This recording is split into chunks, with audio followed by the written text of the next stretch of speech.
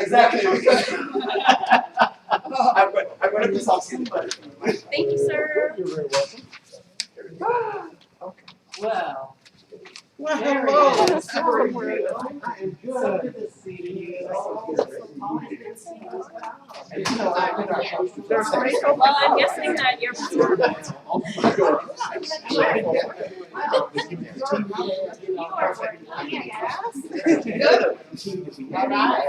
Yeah. Way back there on the back. Well, you're right up there. Jim, I'm just I'm on the back. That's how we just take over. I promise at the end of my talk it'll go down. I promise. Indeed, I promise. I'm the other. Amy, All right, I'm good, thank you. is there enough seats? I think there should be. That's all right. Maurice. We are really is- he may have taken this one. She is a date. Oh, okay, we'll grab another chair. Oh, you sit there. Are you sure? Okay. You're more than a panelist. Image there is all sad and really not. I'll go behind Gina so I can mess with you. Right. Hello, Maurice. Maurice, I'm Joseph Burke. I'm one of the Clearly. You too. Good to see you. Thank you. I've been this for so long. I know you're doing a great job. And look forward to visiting with you after. Well, and you did advise the speaker here about the dress code. So you might Buttons up. Buttons up.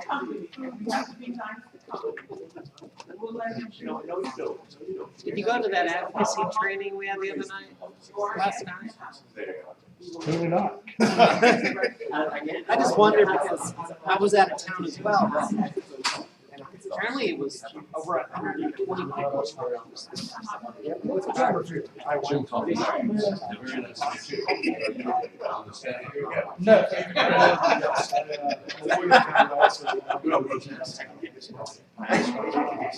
We can.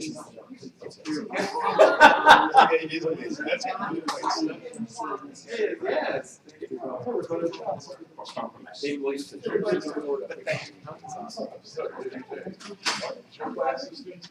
My class is coming. I don't know where they are.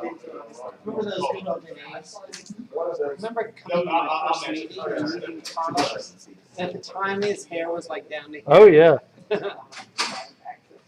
Yeah, I'm a big fan of Carlos versus terrible long hair he had. Well, remember what a big deal it was when he cut it? I was like, oh, look up. I didn't recognize him.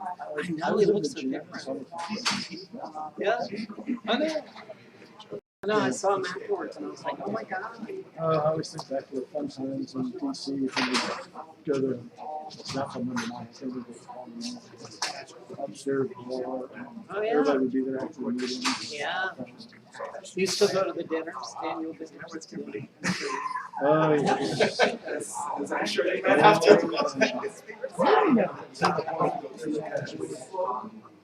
You will have, well, some of the simple backgrounds that she transitioned in a big corporate environment too. She and her wife was so much fun. They were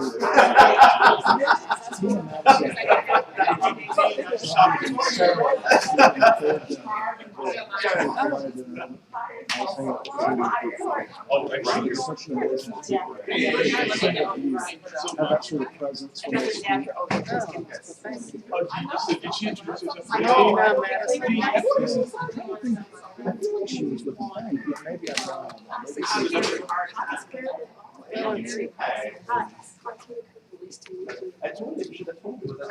It's not a tie. Pretty gal. Lives in Nashville. Yeah, they just moved. Okay.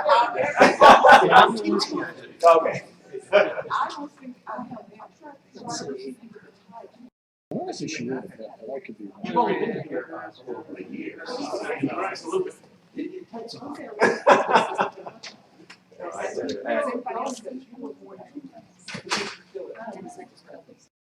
Which is full of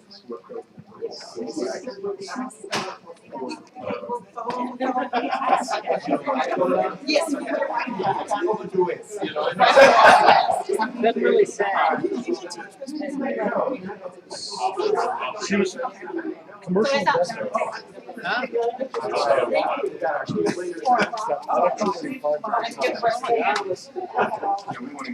Well, actually, all we're doing is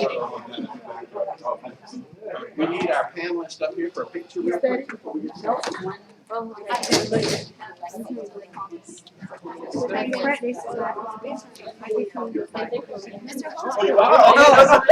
take it.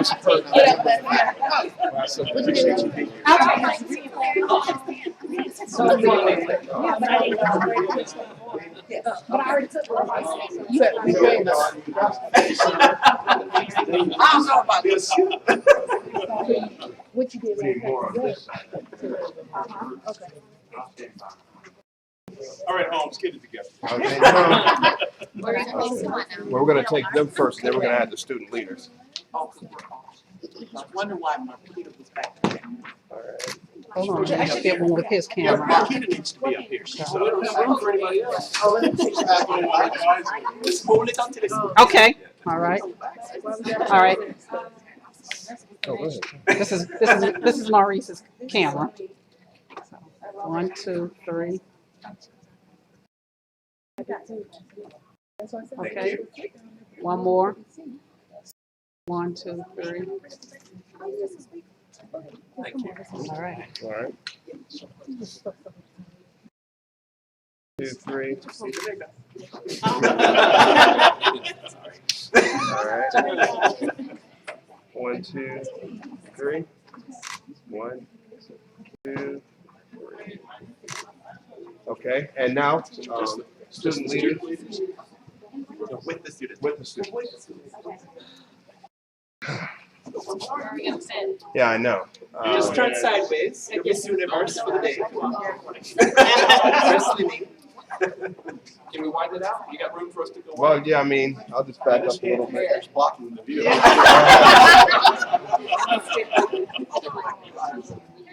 All right, 2, 3.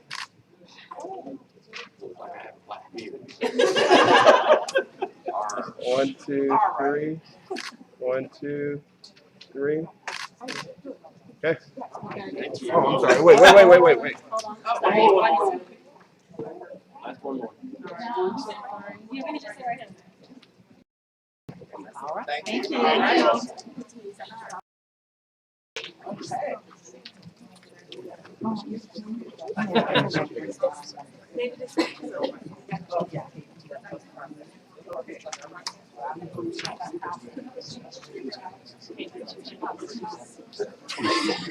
Not that, I guess. I did that one. Did you see that?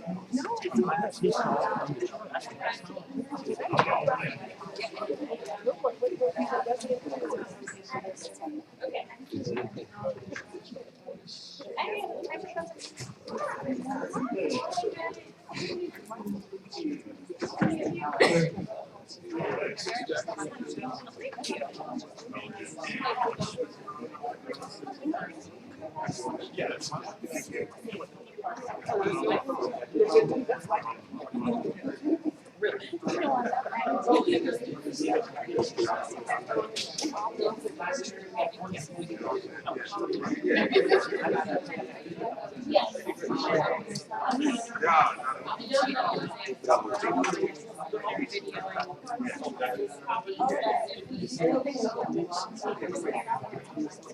It's all gonna be on the website.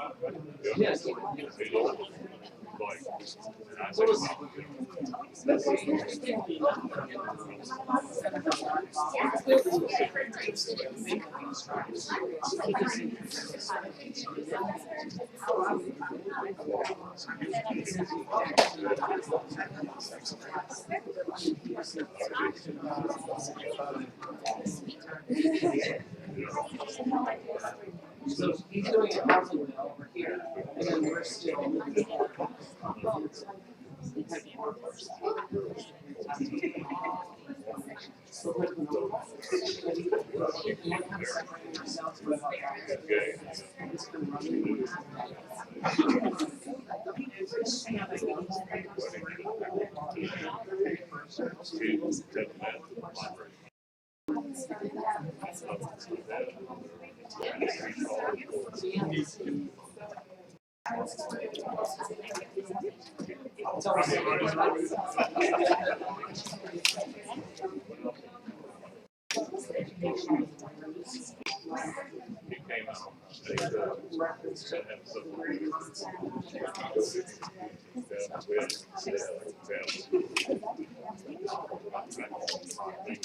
We will see.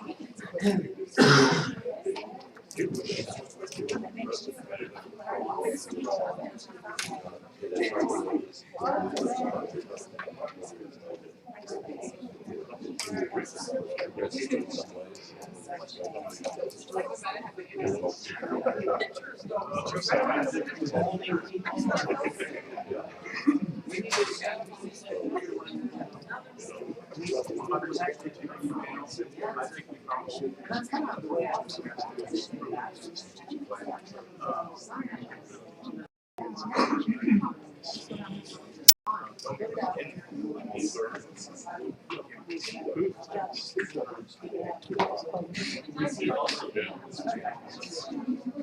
And he's done a lot of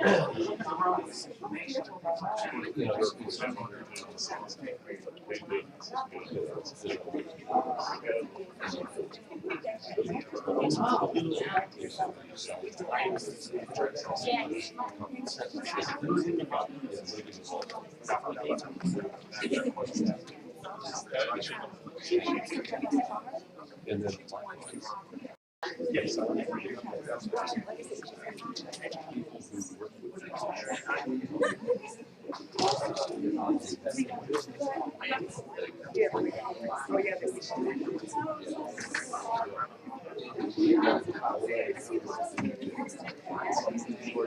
and so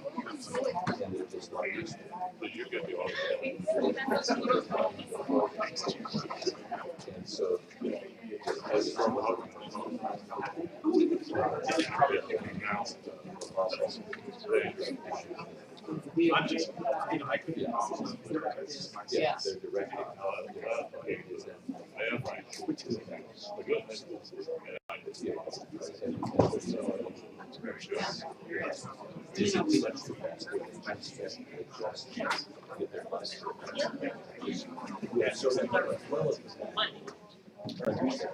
Yeah, I think so. Okay, yeah, mine.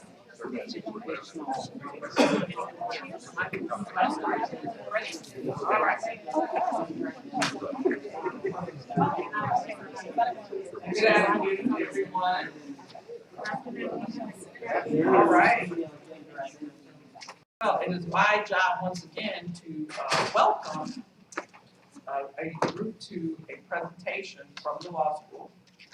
And I realized, do we have any besides our panelists, honored guests over here, do we have any non-law school people in the group? Okay. All right, then I do need to introduce myself. That was my question. I'm Felicia Epps. I'm Dean of the College of Law, and I've been in that position for a little bit more than a year now. So on behalf of the Florida Agricultural Mechanical University, our president, Dr. Larry Robinson, our College of Law, students, faculty, and staff, I would like to welcome you to the presentation this afternoon. When I first moved to the Orlando area, one of the things that impressed me about the community was the diversity and the acceptance. And that is much different from where I came from, Little Rock, Arkansas.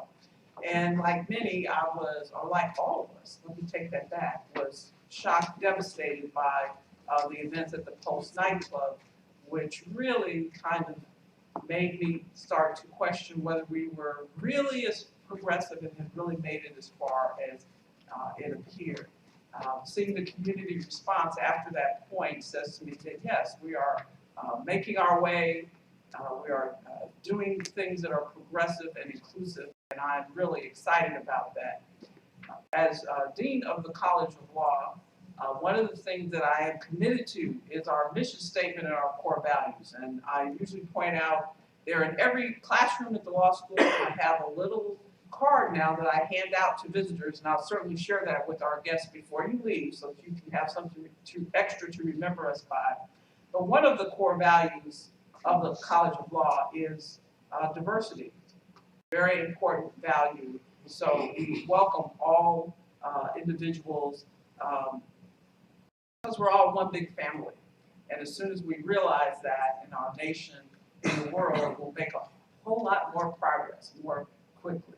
So welcome, and I know we're going to have an exciting, entertaining presentation. I've already interacted with our guest speaker, who's come the longest distance. I think we're all guests. And I've had to counsel him because, as you all know, my favorite colors are orange and green, and he's put all these interesting things up. And then when I said I would have become attached to them and I might want to keep them, he said, no, you can't do that. So I know we're going to hear something fabulous that ties in with the exhibits that we have, and I'm looking forward to it. And I'm sure you will be enlightened by what you're going to hear. I'm going to turn things over to Professor Brown, who's going to Thank you, Dean. take over from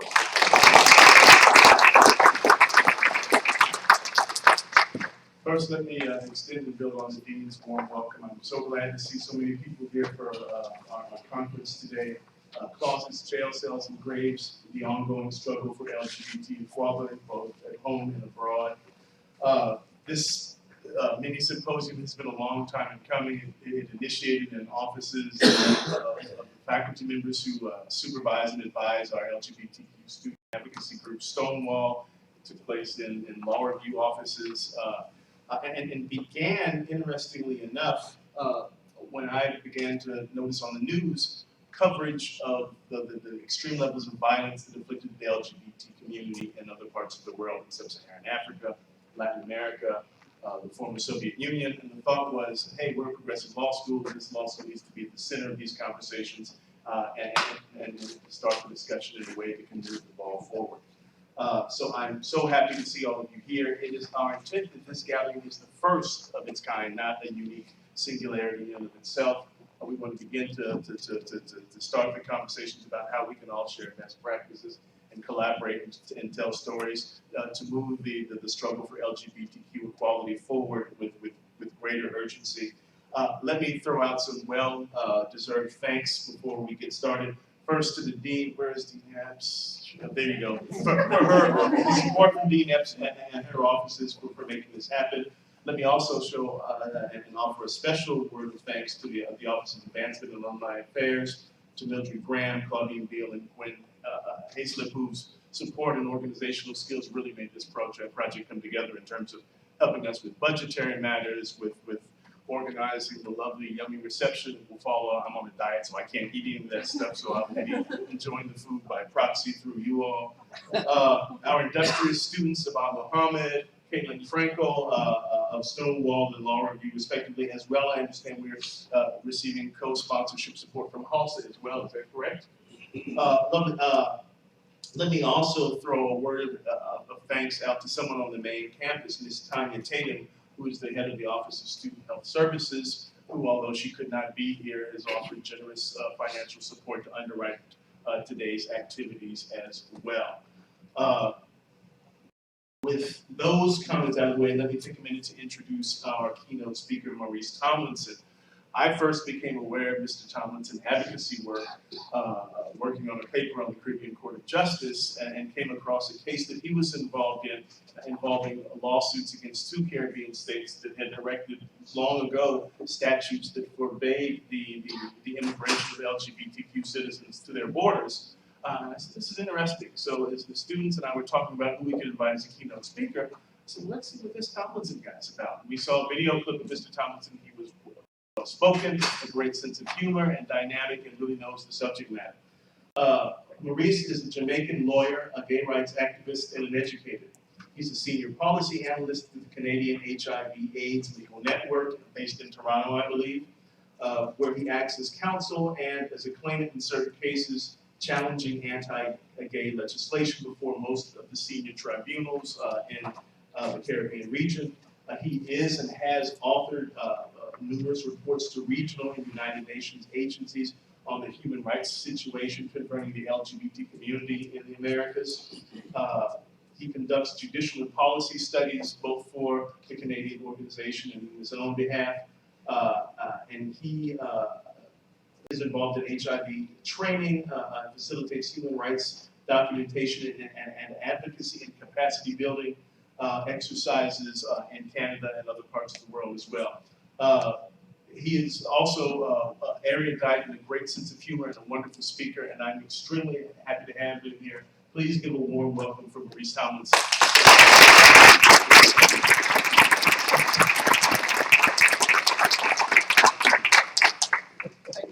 I may reconsider the flag. I need some help to get my.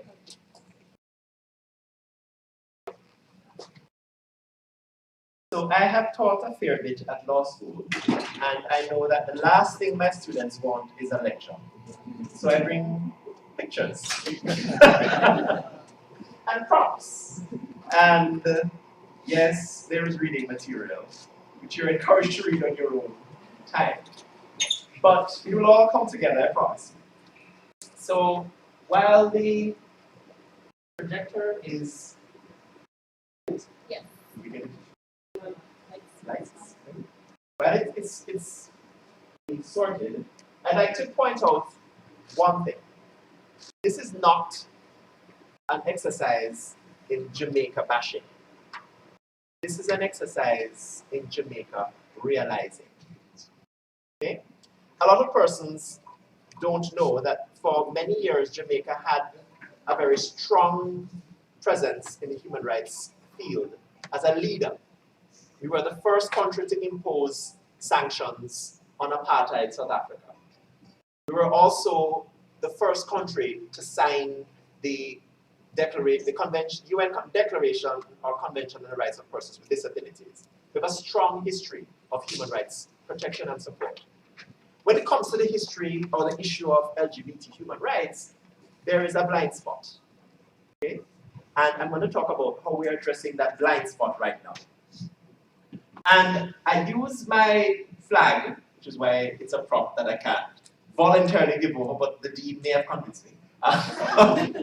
Because it explains a lot of the nuancing that has to happen in addressing LGBT human rights in the global south.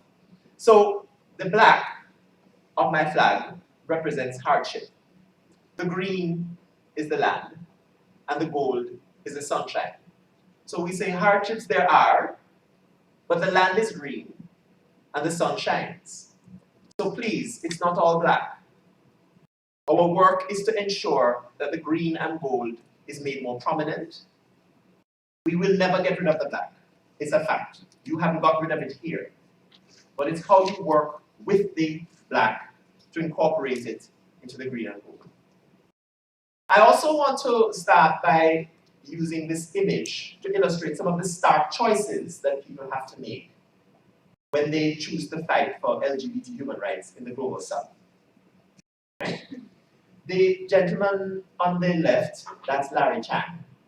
He is a Jamaican, who was involved in the LGBT movement back in the 70s, early 80s, when Jamaica's LGBT liberation struggle was just getting started.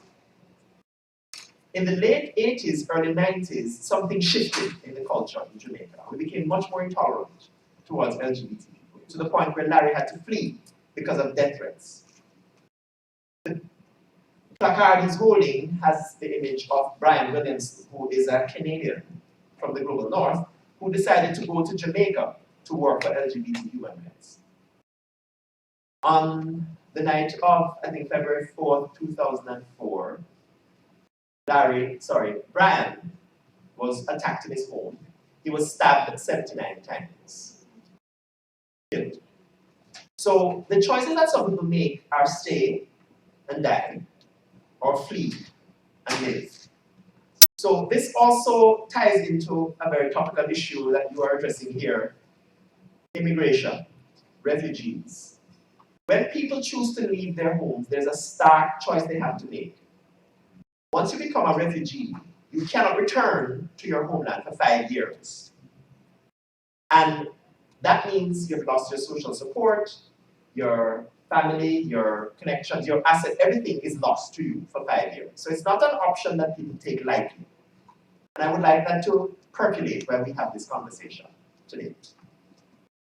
Now, my country, Jamaica, has possibly the highest level of homophobia in the Western Hemisphere. And what I'm going to talk about today, although it's localized to Jamaica, because I don't like to take up space for other nationalities. I speak about my country, but I know that the images and the issues can be related to other parts of the world. And in fact, even in your part of the world. Because I like to say, if you want to understand how difficult it is to address homophobia in the microstates of the Caribbean, some with populations as small as 45,000 people, that's an entire country with a parliament, right? Government and whole nine yards. Think of the smallest town you know of, then surrounded by a moat and filled with sharks. Okay? It's hard for change to happen in that environment. This is what people know, this is how things are. Okay? So, in my country, we have the highest level of homophobia in the Western Hemisphere for our country, but not necessarily overall, because I'm sure there are pockets here where that can be replicated or exemplified. And we measured it at 82%. The University of the West Indies conducted a study in 2011, where 82% of the patients were hostile to LGBT human rights. In 2014, we reviewed the study, and we found that it had risen to 91%. Okay? And we'll talk about why that is. But an interesting correlation is the fact that the level of HIV among men who have sex with men in Jamaica is the highest in the Western Hemisphere, if not the world. There's a direct correlation. 1 in 3 gay men in Jamaica has HIV. 32%. The reason is because our intolerance or homophobia has driven MSM, men who have sex with men, underground, away from effective prevention, treatment, care, and support interventions. So there's a direct correlation. So the question then is, of course, why is Jamaica so homophobic? And I'm glad my friend from the interfaith group is here. Religion. The study we did found that the persons who are most homophobic identified as being parts of the evangelical faith, which is very dominant in Jamaica. And sadly, what happened in the late 70s and early 80s was the global north war, cultural war, had been lost around LGBT rights, more or less. So they started exporting to the global south. And Jamaica was a good haven for them. And at that time, they could not preach against promiscuity because 85% of our population is born out of wedlock. And they couldn't preach against alcoholism because there's a bar literally in front of every church. But they could preach against the gays in the late 80s because that was the time of AIDS. And no one wanted to be identified as gay because gays meant AIDS. It was God's punishment. So it's a popular message.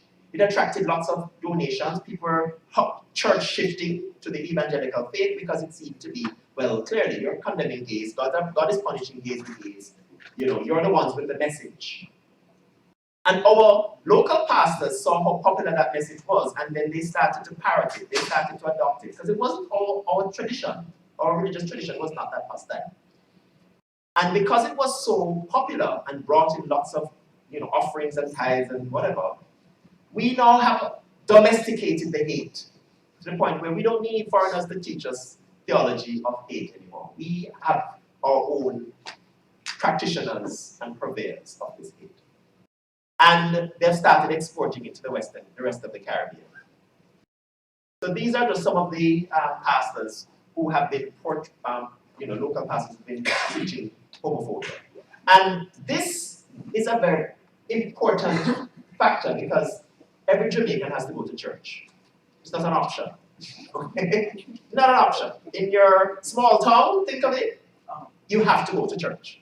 So it's something you hear either Saturday or Sunday, depending on where you go to church.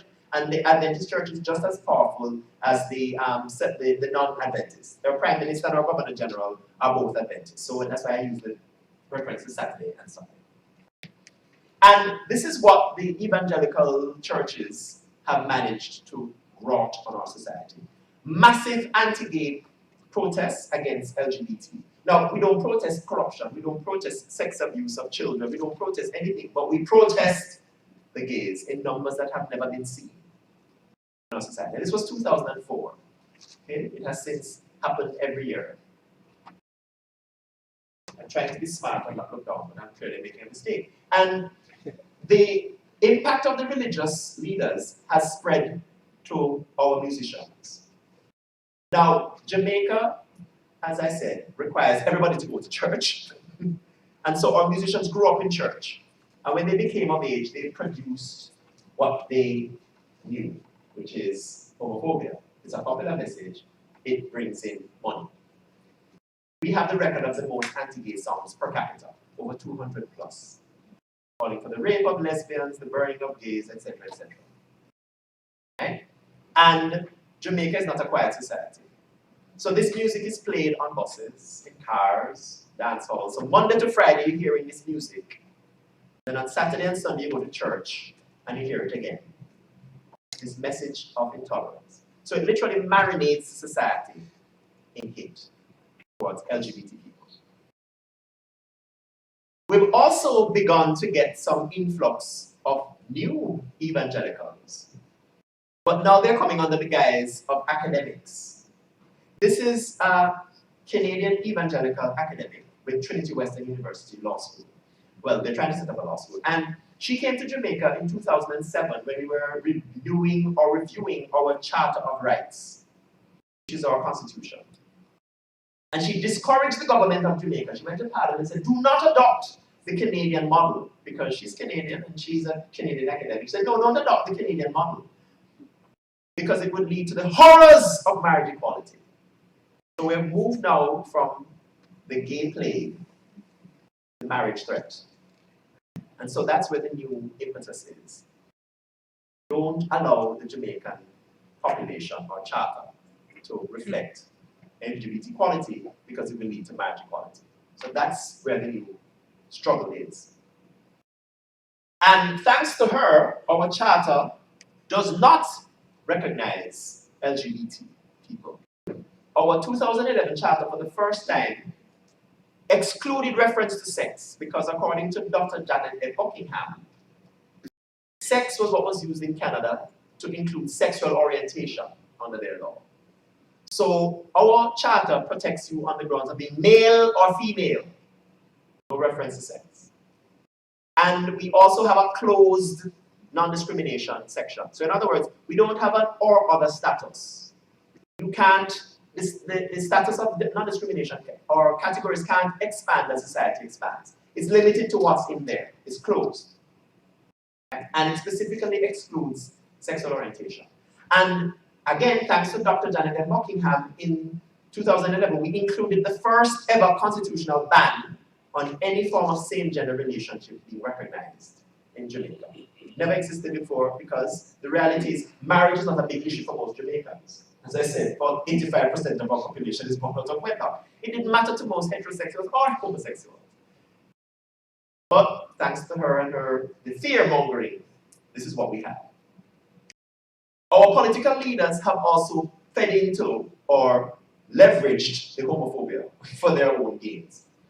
The lady on the left is our former Prime Minister, Portia Simpson Miller. When she was running for office in 2011, she said she would have called for a review of our anti-sodomy law, which I'll describe in a bit.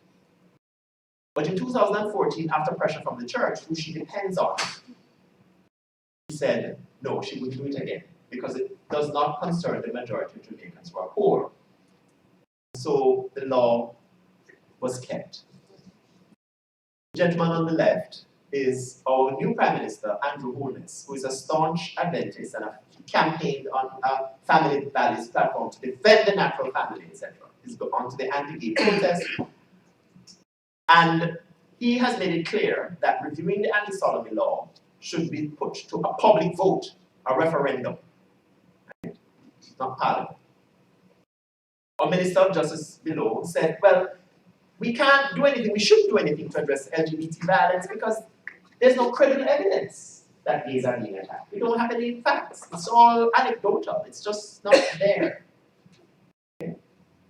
And the lady on the bottom is our current Attorney General. She basically is a known homophobe, but she really showed herself when, after the Pulse nightclub massacre, the US Embassy in Jamaica decided to fly the rainbow flag at half-mast. And she railed against them in a tweet storm, which seems to be the way diplomacy is done. She railed against them in a tweet storm. How dare you disrespect our laws? And the US Embassy responded in a tweet. What laws? What laws have we violated? So she has declared her hand. Now, I'd like to explain what the law is.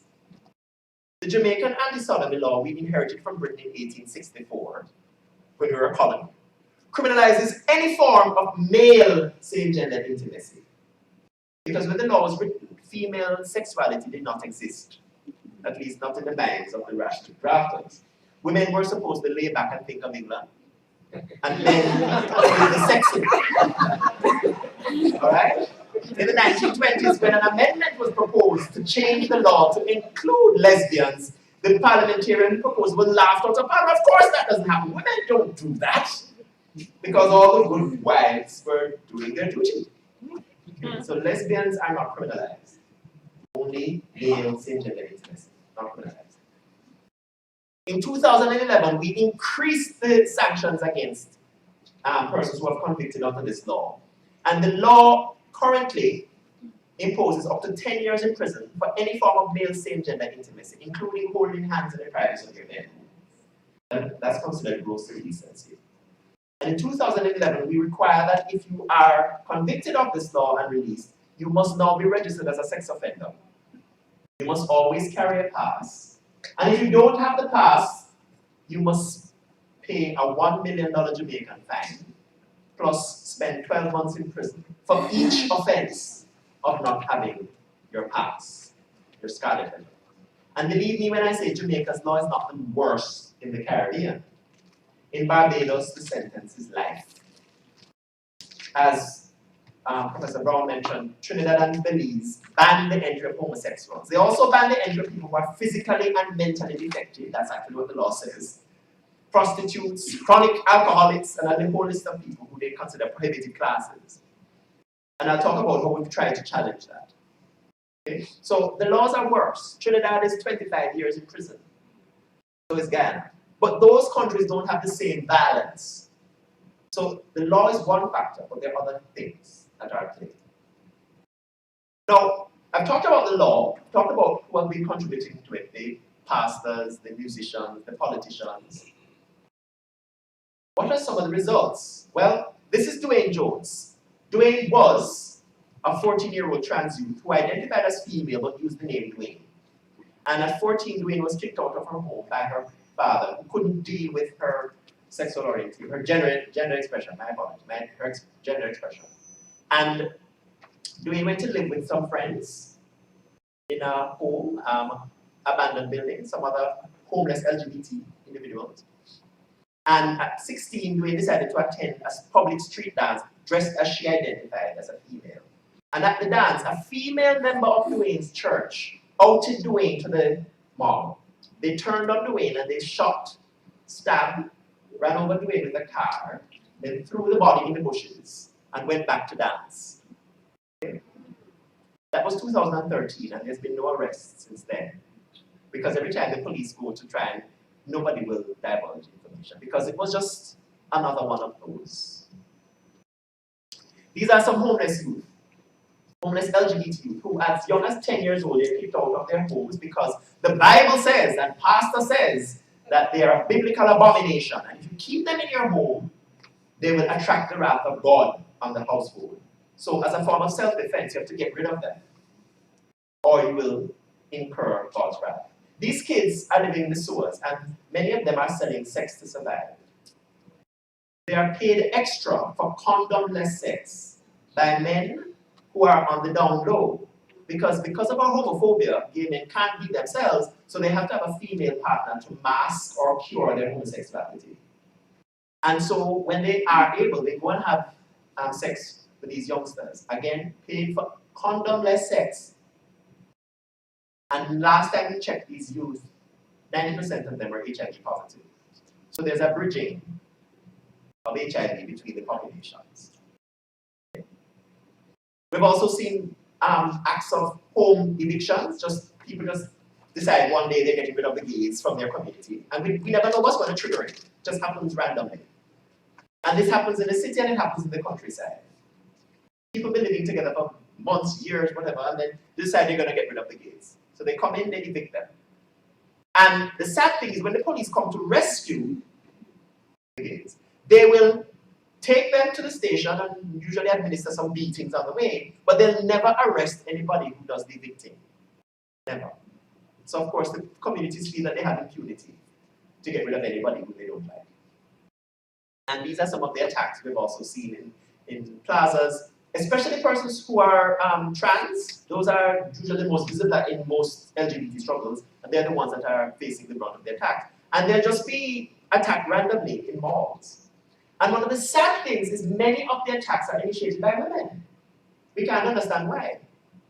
So men will see gays and may pass comments, or trans will pass comments, but they'll walk on by. They're just too lazy to do anything. But the women, once women say, oh, you know, there's actually, you have to, the men feel that their masculinity is threatened, so they have to do something.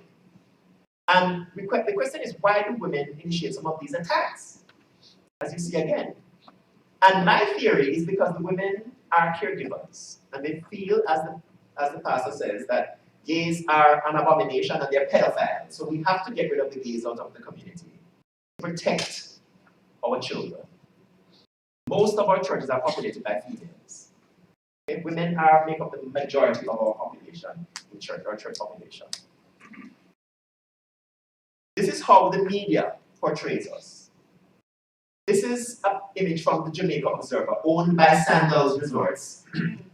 And when we complained about this freakish representation, the editor said, but I don't have to do anything about it because racism is now considered a bad thing, but not homophobia, not in Jamaica. So I don't have an obligation to tone it down.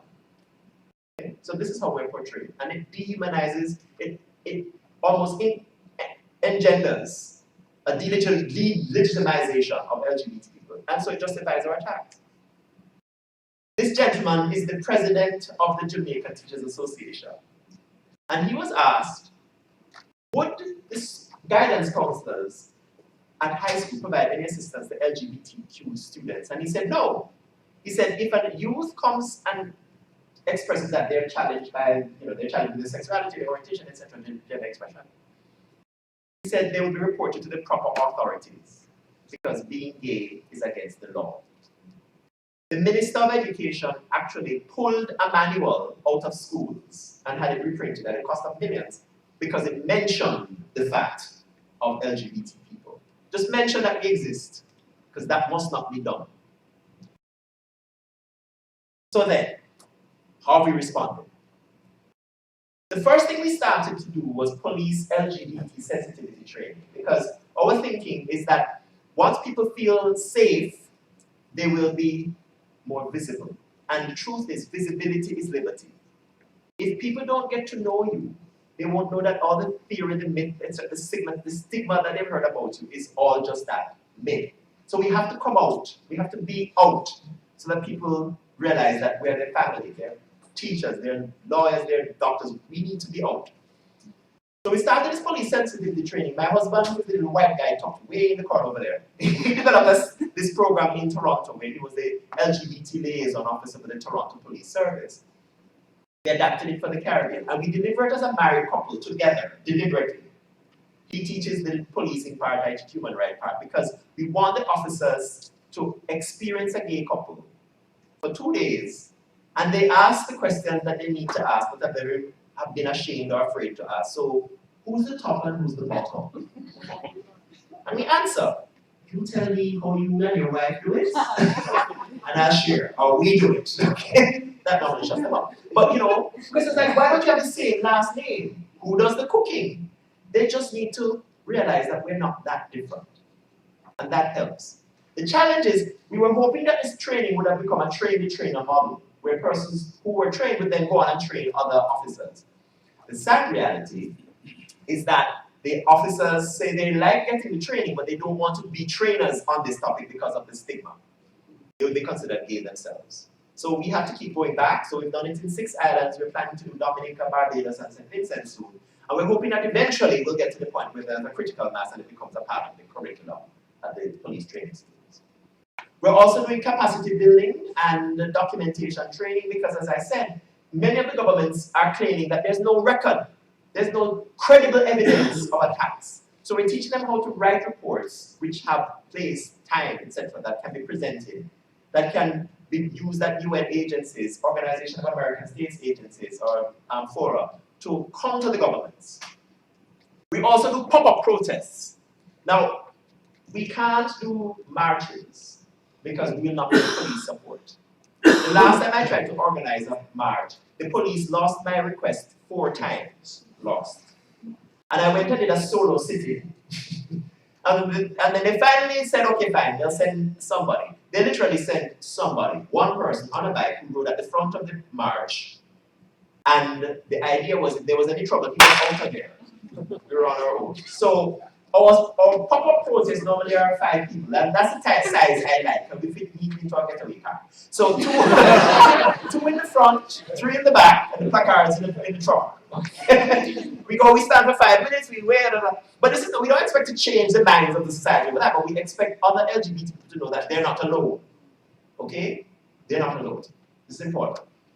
We've also tried to air ads calling for respect for the rights of gays, one of which was aired before the churches got wind of it. And then after that, we couldn't air anymore. The churches basically told the television stations that if they aired any of these ads, they would get the companies to pull funding, right? Because all the companies have ties to the evangelical churches. So we've sued the television stations for refusing to air the ad, because our new charter actually allows horizontal, and this will make sense to the lawyers, but not so much to nobody else.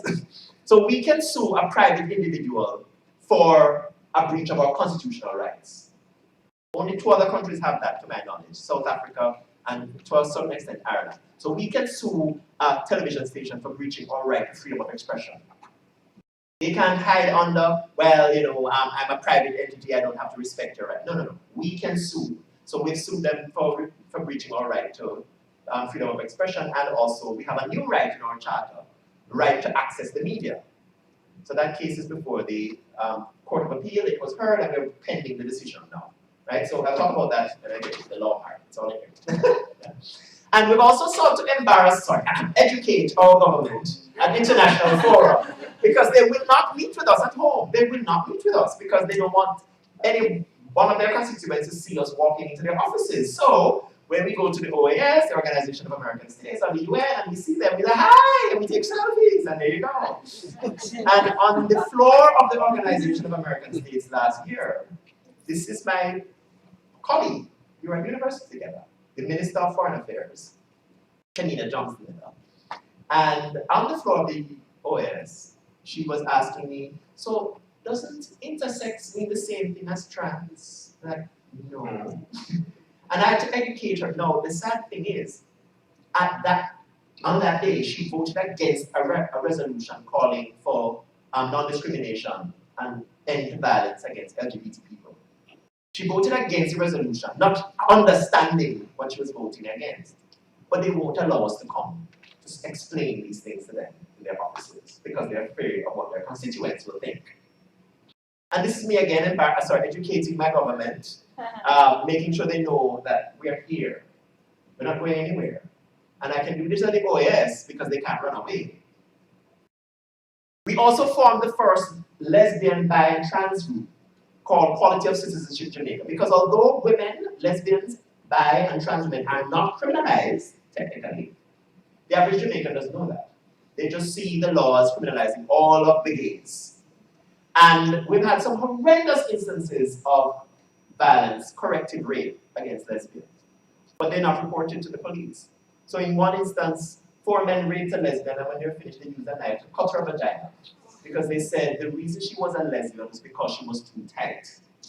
She did not go to the police. Okay? Lesbians are caregivers, they're fearful of the backlash, so they don't report. So the idea behind Quality of Citizenship Jamaica is to document these violations so that we can have evidence, because the absence of evidence, as any lawyer will tell you, means it didn't happen. Okay? There's a film we've done called The Abominable Crime, which we are also taking around the island because we can't get on air. You have the new normal, will and grace, etc. to help people who wouldn't normally see LGBT people. So we have a film called The Abominable Crime, which we take to small towns across the island so we can have conversations with people. It talks about the life of a gay man, me and my husband, and a lesbian mother and her daughter.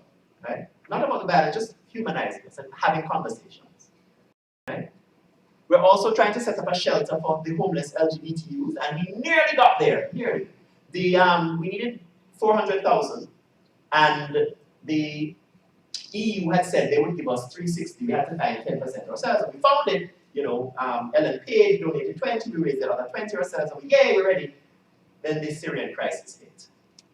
The money went elsewhere. So we're still trying to find the money. This was when the Minister of Government at the time, who was supporting our endeavor to have the shelter built, was working with the British government. And the reason the Minister of Government was trying to do this was not because he was necessarily altruistic, but the sewers where the kids lived were in his constituency, and he wanted to get rid of the problem. Okay. We're also meeting with foreign dignitaries to explain to them what we want them to do when they're engaging with our leaders. Because there is a very important dynamic going on here. If they come across as finger wagging, and it will raise nationalistic backs up and it will be self-defeating. For example, the Minister of Foreign Affairs of Canada under the former administration, not the current one, the former administration, he took on the Ugandan Speaker of the House when they were debating the anti-homosexuality bill. The Speaker had come to an event in Canada, and the Minister of Foreign Affairs of Canada took the opportunity to berate her in public about the law. And she basically said, look, Uganda is not a vassal state of Canada. We will do what we will do. And at the time, she hadn't really cared too much one way about the other. She was the Speaker of the House, she was kind of neutral. But because of how she was treated publicly, she went back to Uganda and pushed through the law and has sworn that anytime that law comes to her, she's going to make sure it comes to a vote. She has the power to just ignore it. But because of how she was treated, she's now championing the anti-homosexuality bill, which, as you know, would have imposed life in prison. Right? So we're encouraging dialogue in a different way, and I'll talk about that when I get to the end of my presentation. And we've also launched cases. So in your package, you'll see 3 descriptions of 3 cases. So this is the case we brought before the government of Belize and Trinidad that banned the entry of homosexuals. And the Caribbean Court of Justice basically ruled that, well, since I hadn't actually gone there and been turned away, the law is not being used. And so I have to go there first and be turned away and then I will bring a suit. But the irony is the law is being used. For example, when Elton John tried to visit Tobago to do a concert there, Trinidad and Tobago, Republic, the churches raised up a stink and said, if Elton comes and performs, all the people who are confused about their sexuality, they listen to Elton play, they will become gay. So the government had to issue a special permit to Elton to play in Trinidad and Tobago. Right? So the CCJ judgment is a little unfortunate, but it did for the first time say that international law prohibits discrimination on the grounds of sexual orientation and gender expression, which is useful for other cases. We have also sued the television stations, as I said, for refusing to air an ad calling for respect for the rights of gays, and that decision before the Court of Appeal is pending. And I'm hopeful that the court will see our point, that not allowing me to air this ad is a violation of my right to freedom of expression. The last case I'll talk about is the constitutional challenge to the anti-sodomist law in Jamaica, which I have filed as well. And the interesting thing about that is, so the court in the preliminary stages had to decide who would be allowed in as interested parties. So we have me versus the government and then all these interested parties. The court allowed in 10 religious groups to act as interested parties because they claim the law is necessary to prevent the extinction of mankind. Because really, everybody's gay. The only thing preventing them from doing the gay is the anti-sodomy. So, the court allowed them in, said that their voice, but the court disallowed the public defender. Because the public defender wanted to be in the case to support me. And the court said, no, if the public defender is seen to be supporting the gays, then it will discredit the office of the public defender. Nobody will go to the public defender. So to protect the neutrality of the office, the public defender has appealed, and that matter is before the Court of Appeal will be heard on February 20th. So I'm going back to Jamaica for that. Right? So that's what we're trying to do to move the needle. We're also having public fora to explain what needs to happen, and with community building and that sort of thing. And we're holding Montego Bay Pride. Now, we don't do Pride the way you do Pride. Let me explain. Okay? We don't have marches. No. You have to register. There's a website. And you don't know where the location is or anything. And we vet your email to make sure you're not a threat. And then on the day before, we tell you where to meet remotely. And then we pick you up and take you, after we've checked you again, to the actual site of where most of the activities will take place. We do that kind of triple check. And then we do have pop-up protests. We have most of our events at our secret location. And then we drive out to some parts in the city and do pop-up protests for like 5 minutes each. And hey, we're here, jump in the car and go again. Hey, we're here, do 5 minutes. And this is my dad, all 5'2" of him, who drives the rainbow bus. Okay? My dad is an evangelical. And he came around because, of course, he got to know me, got to know my husband, and realized we're not so scary. So now he helps to organize Pride. So there's hope. He helps to select locations. And as I said, he drives the rainbow bus. Okay? We also do protests at consulates and embassies internationally because we can't do it safely at home. We will not have protection. So we do it at home. We do it internationally, sorry. We go to the Inter-American Commission on Human Rights to press our case because we cannot do it at home. And we're working with faith leaders. So I bash faith leaders a great deal. You think, oh, I must be an atheist. Actually, no. I am an Anglican, you call us Episcopalians, whatever. And I'm married to an Anglican priest who is now a chaplain in the Canadian Armed Forces. So please don't go to war. It's another story. So this is Father Sean Major Campbell, an Anglican, who is washing the feet of lesbians on World Human Rights Day in 2014 in his church, downtown Kingston. So there are progressive leaders. The problem is, for him, he's alone. And although there are other religious leaders who privately tell him they support him, they won't come out and publicly do so. So he feels vulnerable, right? But we're encouraging other religious leaders to stand up to show him support, because that's important. We've also had American help. This is Professor Chris Bear at Johns Hopkins, who has written some very good editorials countering the narrative that gay men lead to HIV. He's an epidemiologist, and this has helped counter the narrative which is being pushed by the local evangelicals that you have to prevent gay sex because it leads to AIDS. What you need to prevent is discrimination because it prevents you from accessing treatment. What have been the results of our work? Well, we have seen a shift in the intelligentsia. So this is the Gleaner, the most respected newspaper, and it has written series of progressive editorials calling for decriminalization. The former mayor of Kingston, also gave the keynote address. This is former mayor Angela Bromberg, gave the keynote address at Pride in 2015. She subsequently lost her re-election campaign, unfortunately, because of the backlash. We've seen civil war in families. So the gentleman on the left is Dr. Wayne West. He's a radiologist who uses his medical credentials to campaign against gay rights. He's also an evangelical. And he says, because I'm a doctor, I can tell you that gays lead to AIDS. But you're a radiologist, you're not an epidemiologist. They're very different disciplines, but nobody knows that. And his son is Keon. Keon grew up in Wayne's house, very evangelical, and hated the gays until he came to the United States and was studying here. And as fate would have it, he got a gay roommate. And he had a problem on campus, and the only person that came to his assistance was his gay roommate. So Keon subsequently did research on how to help people overcome their homophobia, because Keon is now an Oxford grad. He got a Rhodes Scholar, went to Oxford, did his PhD in psychology, and so he's working on how do people shed their homophobia. And surprise, contact. People need to know who gays are, right? People fear what they don't know. And so he's done this research, it's wonderful, groundbreaking. His father disowned him. Our Minister of Health has come out campaigning against stigma and discrimination against vulnerable communities. We won't use the gays, because we can't say the word gays because it will, get voted out.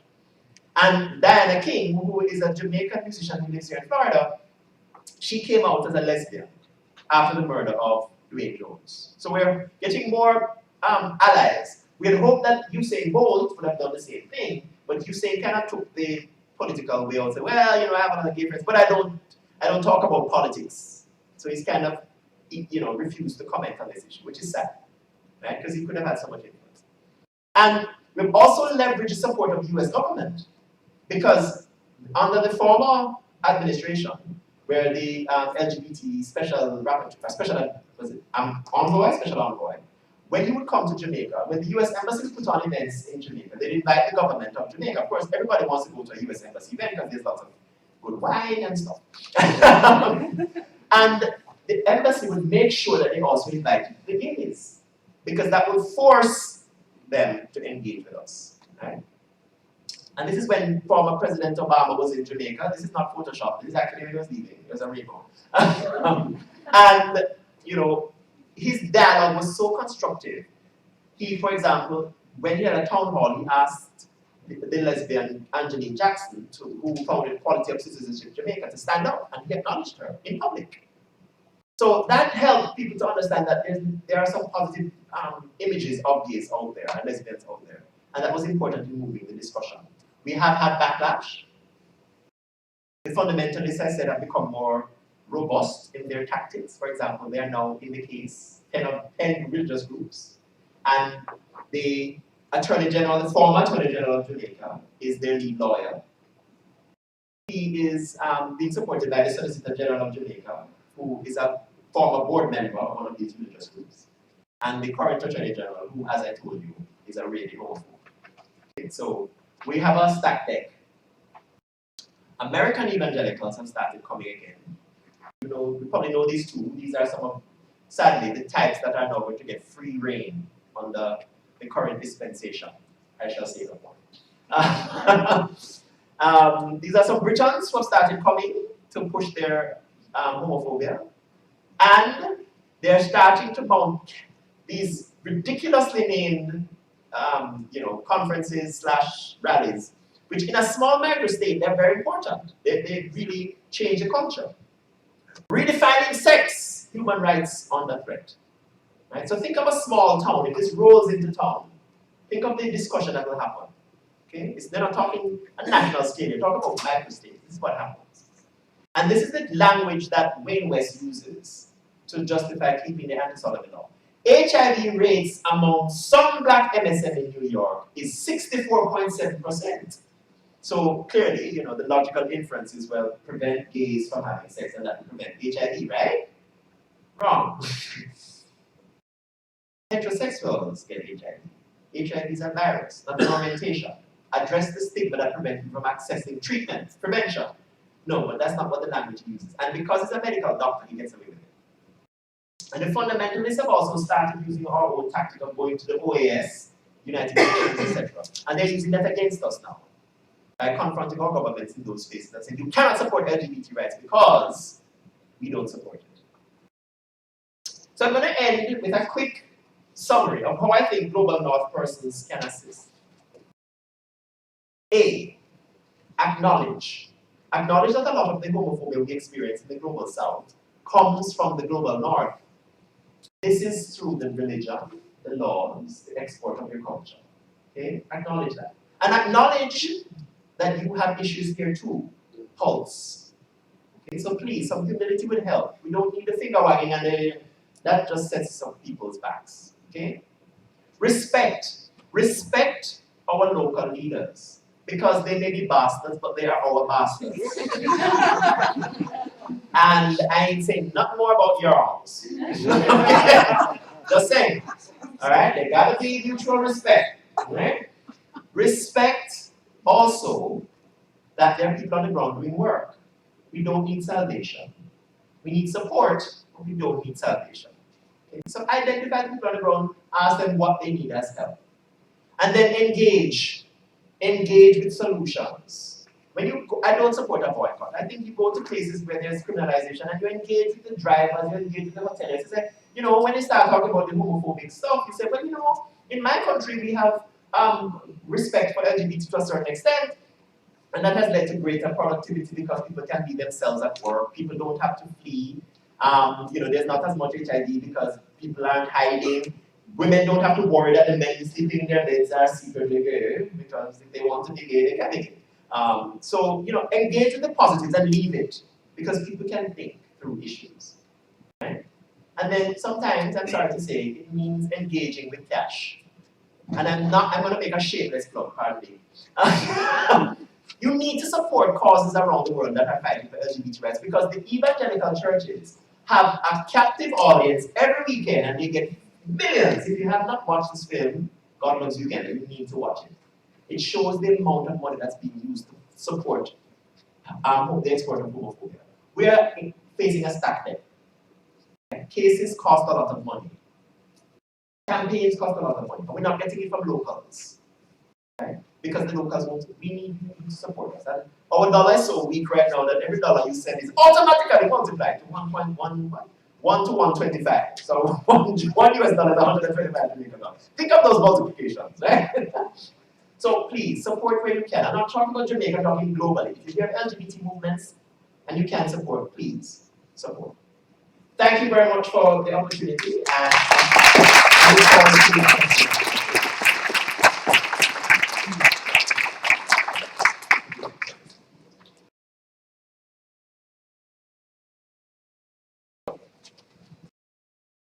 So we're going to take a brief break and reconvene our panel. So if you need to use the facilities, please feel free to do so. And then when we return in about 5 minutes, we'll convene the panel discussion. I will introduce our panelists and move into part 2 of the presentation. Thank you.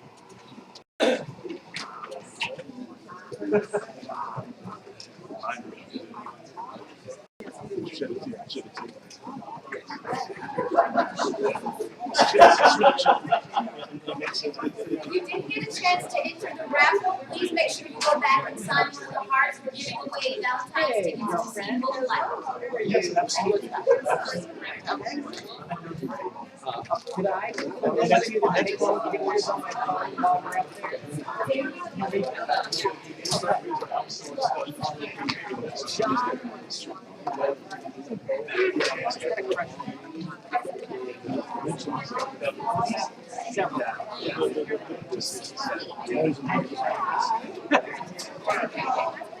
And so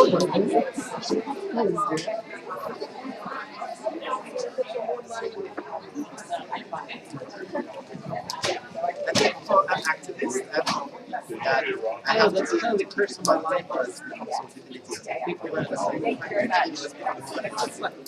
We are making progress. It's not incremental, but you know, it's better than what we had before. That's for sure. you know that I was talking to I was down in South Florida. Absolutely, absolutely. Chamber of Commerce presentation, and Jazz Jennings' mom. Have you ever met Jennings? Like, we were talking about jazz, how she doing, all that kind of stuff. And Mom was kind of, we were kind of talking before it started. And that's the name of the word. And I was like, I've seen her in the city in the mid-teens is her dating life. You know, usually that's the time where kids are hormones are racing and learning about themselves and all that kind of stuff. And it's been quite a challenge to and it's not just that, it's being openly minded sooner that want to date, even though she's, she's a gorgeous young woman, gal. But it's told mom like in LA, and even at 16, it doesn't change the slice of the pie. It's kind of thin. Hi, nice to meet you.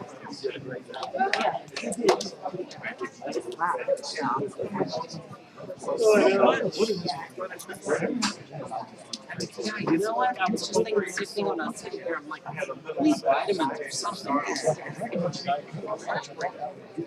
And after food, I always have this energy. We're gonna protest. Yes. Take a break.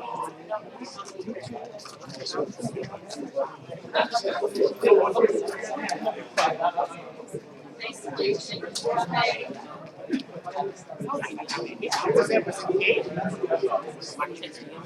Yeah.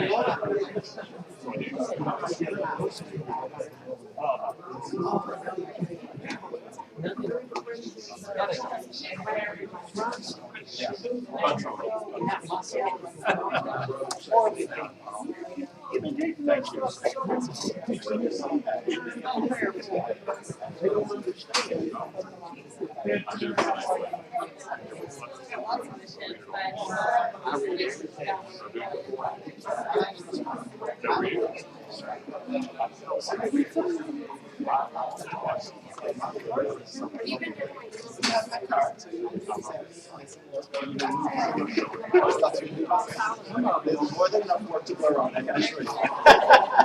We love free and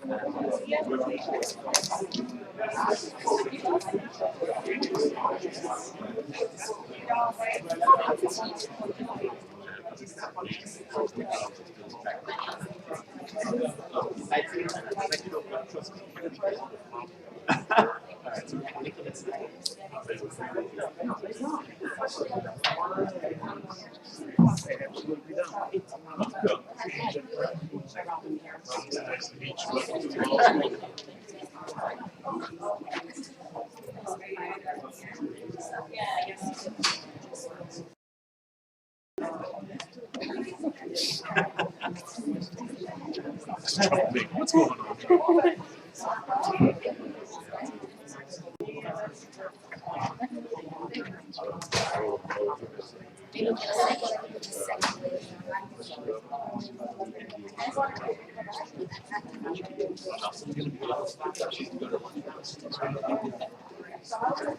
Give her my regards.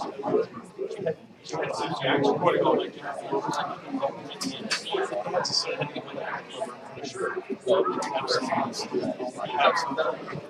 didn't know that. I didn't know. Oh, gotcha. You mean it's elected here? I just kind of started. Anyway, so My top end here, I can only hear up to about 15 or 16 kilohertz versus the young people that can hear all these. Scott, we get under that. Yeah, absolutely. It's not it's very precious. This actually. Very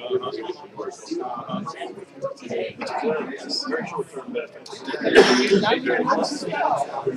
So it should be. No, I don't think we are.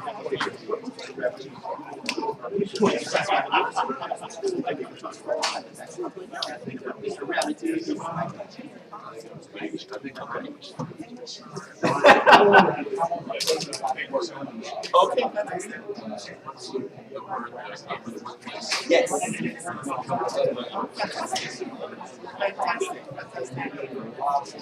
So, yes, build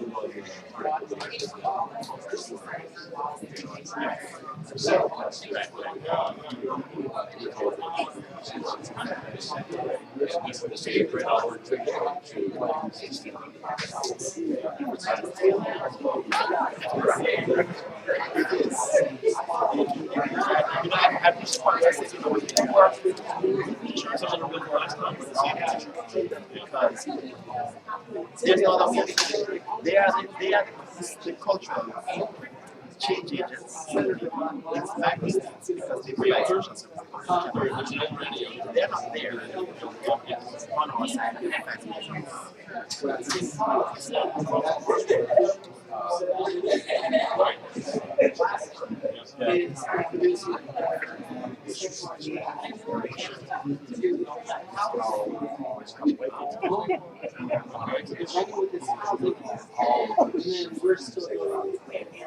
Right.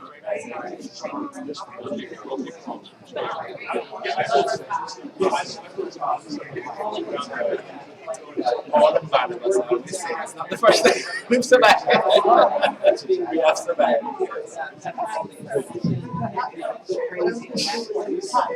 At this point, we'll start taking the seats. We'll get started for the second part of the let's fund the wrong way.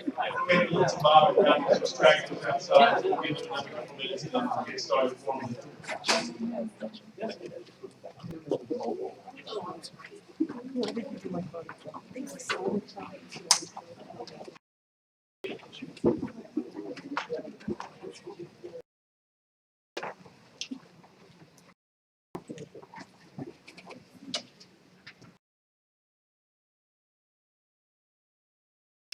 Excellent. So we're now into round 2 of our presentation, which is a panel discussion, including Mr. Tomlinson and 5 other distinguished guests, a number of whom have been here on at least one, and in many cases several occasions, to promote the struggle for LGBTQ equality here in the law school. I am, for my part, just going to introduce our guest panelists by name and identify their host institutions, and then I'll ask each of them as the first panel question to discuss a little bit about the organizations they work for and what roles those organizations play in supporting LGBTQ advocacy and equality issues. We, of course, all are now today with Mr. Tomlinson, and this is in no particular order. I'm not sure if actually the students put this information together alphabetically. James Coffin is Executive Director of the Interfaith Council of Central Florida on the end. Gina Duncan, I believe this is Gina's 3rd or 4th visit to the law school, is that right? Is Equality Florida's Director of Transgender Equality. Ricardo Negron Almodovar. Ricardo, is this your first time here? This is Ricardo's 2nd time. Actually, Ricardo has a subtle connection to Professor Hurt, Professor Cooper, and myself, because we all have close affinities and ties to Canton and Ponce, where Mr. Almodovar got his law degree, so welcome. John Raffier is a board member of the Human Rights Campaign Foundation and has hosted a number of local HRC Federal Club events. John, you have participated in several of our LGBT equality discussions. John is a partner with Lowndes and Drostick, which is part of the CF Gallo network of law, of Central Florida gay lawyers, and John is a huge supporter, and we're so glad to have him here. Finally, David Williamson is the founder of Central Florida Free Thought Community, working to build a secular community and promote the separation of church and state here in Central Florida. So please offer a warm round of applause for our panelists. So structurally, and I hope this works reasonably well, I'm just going to, as moderator, pose a couple of what I would call global questions, and I'll allow each of the panelists to address it and offer their insights on these questions. And then I'm sure you all as students and participants will have your own questions. So once I ask my questions as moderator, then we'll open the floor and allow you all to ask whatever questions you have as well. The first question, of course, is I'd ask each of the individuals to identify the organizations they work with and to explain how those organizations are working to promote LGBT equality and freedom. So I'll turn it over to the panelists. Who starts? Why don't we start at your end? Okay. We turn this on? Are the mics on? It's on. Yep. My name is Jim Coffin, and I'm the Executive Director of the Interfaith Council of Central Florida. And on our executive committee, we have a representation from the Baha'i, Buddhist, Christian, both Catholic and Protestant, Hindu, Jewish, Muslim, Sikh, Unitarian, Universalist communities. And then in the various activities that we sponsor and organize, we have interaction and participation that goes beyond that. And as you can imagine, there is a significant amount of difference just within Christianity. There's a very broad spectrum of reaction to LGBTQ issues.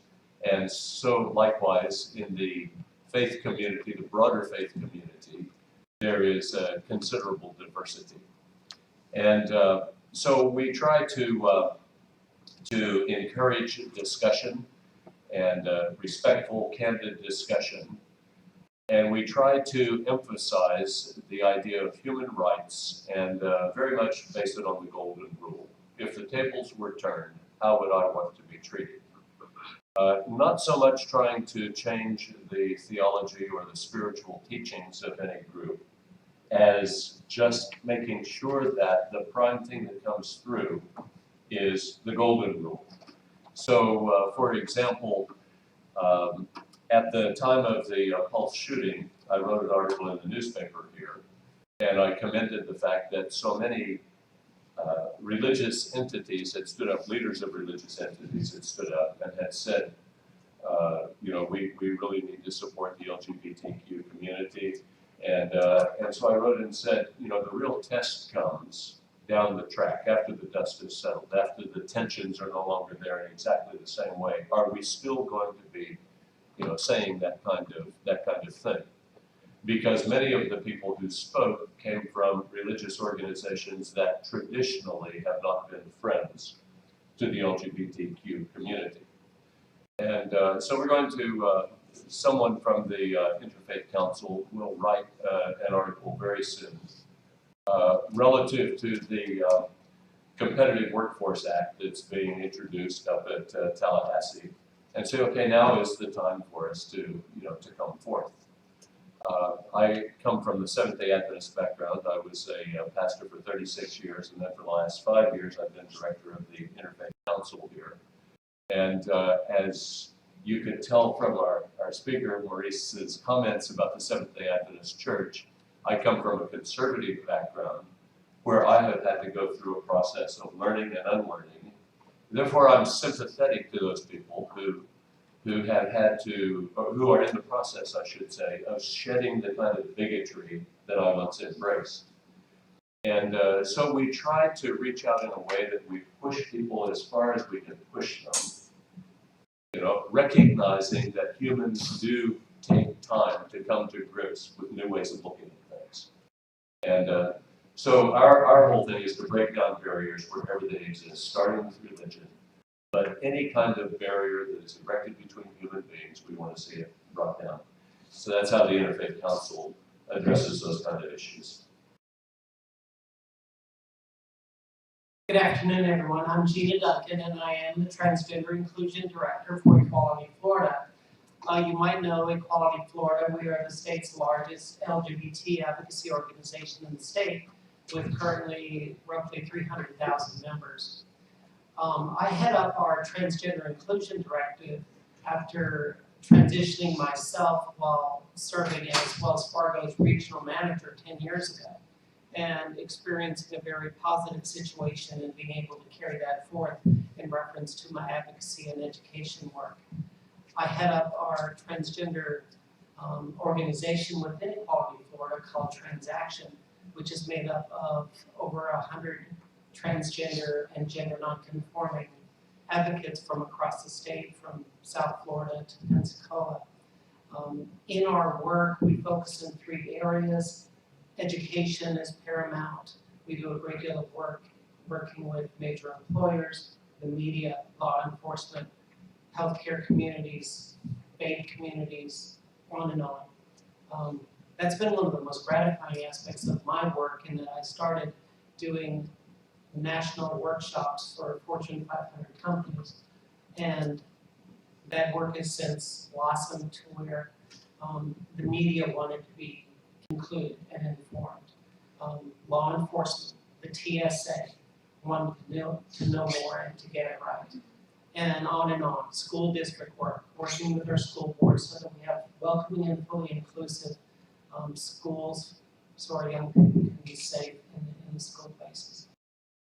Also, our work involves advocacy, where we support both local advocacy as well as advocacy at the statewide level, which leads to our public policy work, which is a great deal of what we've done over the last 2 decades. And Equality Florida, I'm happy to say, is celebrating 20 years, our 20-year anniversary.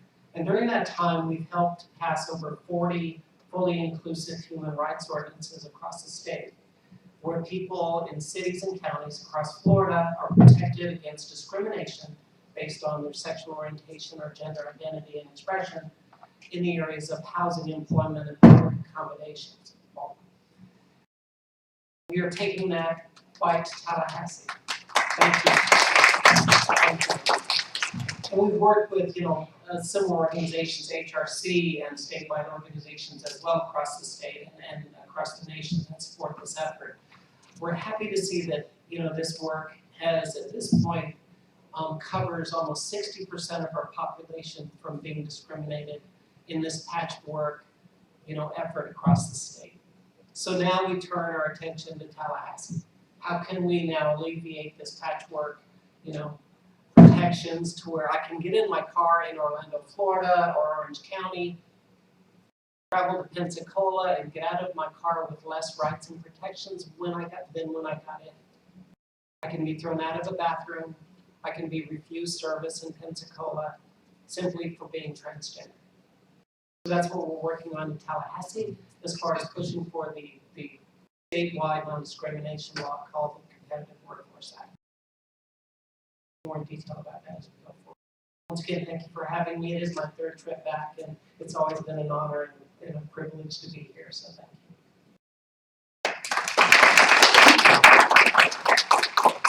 you. One thing Gina didn't mention is that I think next week is a vote in Jacksonville, It is indeed. which is the largest municipality that is not currently covered by a non-discrimination ordinance, which, God willing, next week there'll be a vote which will change that for the first time, which Equality Florida and HRC have been working on for more than 2 years, probably. Yeah. So I'm a local volunteer, and then I also sit on the national board for the Human Rights Campaign, which is the largest civil rights organization in the U.S. that focuses on LGBTQ issues. And we do that from a couple of different vantage points. We have one side that really focuses on politics, changing laws, lobbying, and that sort of thing. And we do that both sort of state and local level, like we partner with Equality Florida, and then also in DC on the national level. So in the last election, sort of the thing we were most pleased about, I guess, is the defeat of Roy Cooper in North Carolina. He was the only sitting governor to ever lose an election like that, and it was because of his support of discriminatory HB2 measures. So hopefully that is a warning shot for other states and other politicians not to do that, although they seemingly never learn, because we've already seen them introduced in Texas and some other places that probably wouldn't surprise you. It was interesting sort of today's topic because HRC has in really the last 2 years expanded its focus. We were really only focused on the US, and about 2 years ago, we had a donor who really wanted us to try to sort of expand and take a broader view and look at sort of the international, where we might be able to do some work. And to be honest, I was a little resistant on 2 fronts. One, being from the South and being well aware, I realized that we have plenty of work to do here at home. I was a little worried about taking our eye off the ball, but what we ended up doing was actually refocusing on 2 parts. We introduced something called Project One America, where HRC doubled down and put offices in Alabama, Mississippi, and Arkansas, 3 states that have no or virtually no protections for LGBT citizens. So we're really focused on trying to improve things here at home. But we also then, I think, took a very thoughtful look at how we could be effective on the international scale, because quite frankly, things are bad in a lot of places. Most of Africa, it's a mixed bag in South America, and then the Caribbean and various island nations. And really, we have 2 things that I think have been particularly effective. One, we've gone out and really tried to call out and embarrass and shame the folks we call the exporters of hate. Peter Rivera and those people. Thank you. Because we realize those people who try to take, use the liberties they have here in the U.S. of free speech to export really horrific ideas abroad and really take advantage of other countries and spread that sort of poisonous thought. So we have done that, and they do not like us, and that's good. But really to try to, as much as we can, undercut their ability to fundraise and be effective here at the U.S. so they can't do that stuff abroad. The other thing we've done is bring in folks from countries where it is a bad atmosphere and do fellowships where we train them on fundraising, how you set things up, how you build communities, how you write laws, and those things so that they can go back and again, sort of what you're talking about, become teachers to other folks and hopefully spread that out. But I think what we can't forget is, and things have improved tremendously in the U.S., but as we all know, there's a long way to go here. And all you have to do is travel, probably a few hundred miles, and things are still really, really bad in a lot of other places. So we've got our work cut out for us, but we're lucky that we have great allies like the folks at this table to get that work done.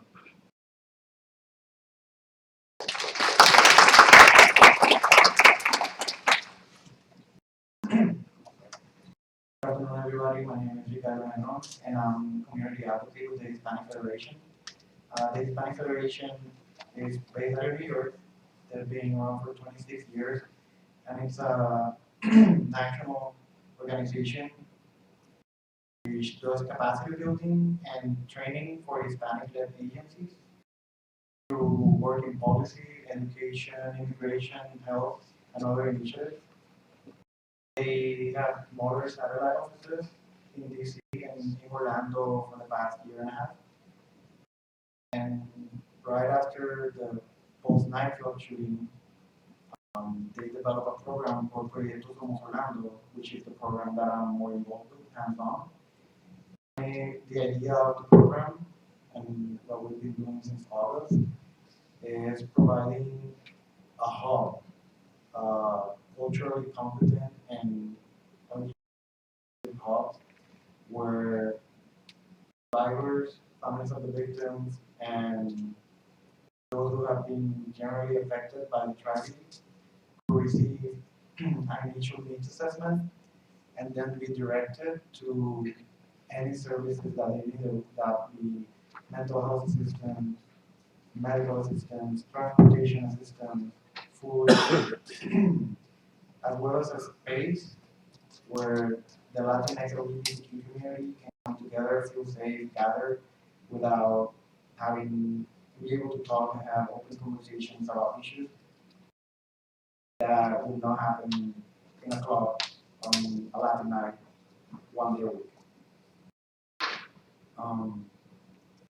We also work together, are now working together with Water Florida, getting ready for the Hasi We worked with the Human Rights Campaign to get out the vote last year, as well as organizations here in Florida to move the Latinx vote.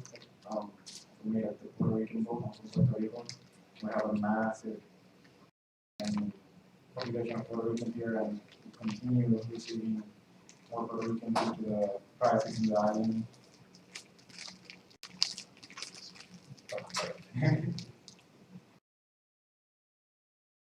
We also do a lot of community building.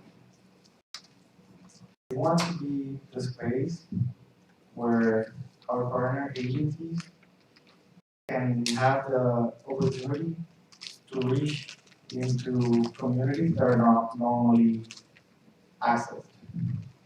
We're located in OBT, and there are so many needs. There are so many people who are living in hotels. There are working people on the streets who don't have access to testing. Now we collaborate with our agency to provide them with free HIV and STI testing. We provide a space for the kids that live in those hotels come in and receive tutoring after school and be in a safe space instead of being running around, which we witnessed during the winter break. We were receiving kids running around, and we would ask them, why are you out? No one home. Now they have that space to be there safely. We also provide the community with wellness sessions, nutrition, self-defense, art nights. So we like to be that hub where services can come together and access the community.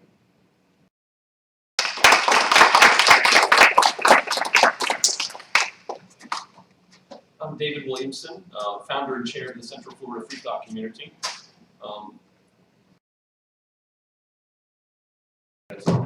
Yeah. Can you hear me okay? The CFFC is a local organization that advocates for the rights of non-religious people and other religious minorities by working to keep religion out of government. Immediately you can see the connection to LGBTQ rights right there, but we're also building a community as well. The same kind of communities that churches and synagogues and mosques have built. Non-religious people also need that kind of community. Be that at bowling or baseball or meetups or TED Talks, all those things kind of roll into secular community building and doing that for atheists and humanists. Even though we're an organization of non-believers, secularism in government is something that benefits even those in the religious majority as well. We take pride in the fact that we stand by many allied organizations, and I've only met one person on the panel today other than our featured speaker. So I knew the folks that were here before today. So we've been involved in working together, not as closely as we could, but I think we've got a lot of irons in the fire and a lot of different fronts being fought. For example, I'm a member of clergy and I'm endorsed by the Humanist Society, so I was fortunate to be able to, on Marriage Equality Day in January 2015, to be able to do 3 weddings on the courthouse lawn in Seminole County. That was an honor, and those were actually the first weddings that I did.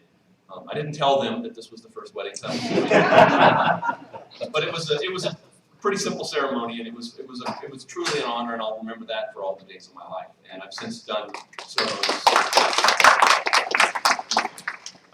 ceremonies for straight and gay couples. I don't discriminate against straight couples. We've spoken out when people like Bailey Silverstein wanted to start a gay-straight alliance. We were there in Lake County at the school board speaking out and reading the words of our Department of Education secretary, who wrote a very fine letter advocating for such clubs. I believe her fight is nearly won now. I'm not sure what the response from the school board has been, but they were shot down last month or 2 months ago, and hopefully that fight will soon be over and they can have a gay-straight alliance in Lake County middle schools. We mourned and rallied with Equality Florida, the Human Rights Campaign, the GLBT Center, and others after the Pulse shooting this past summer.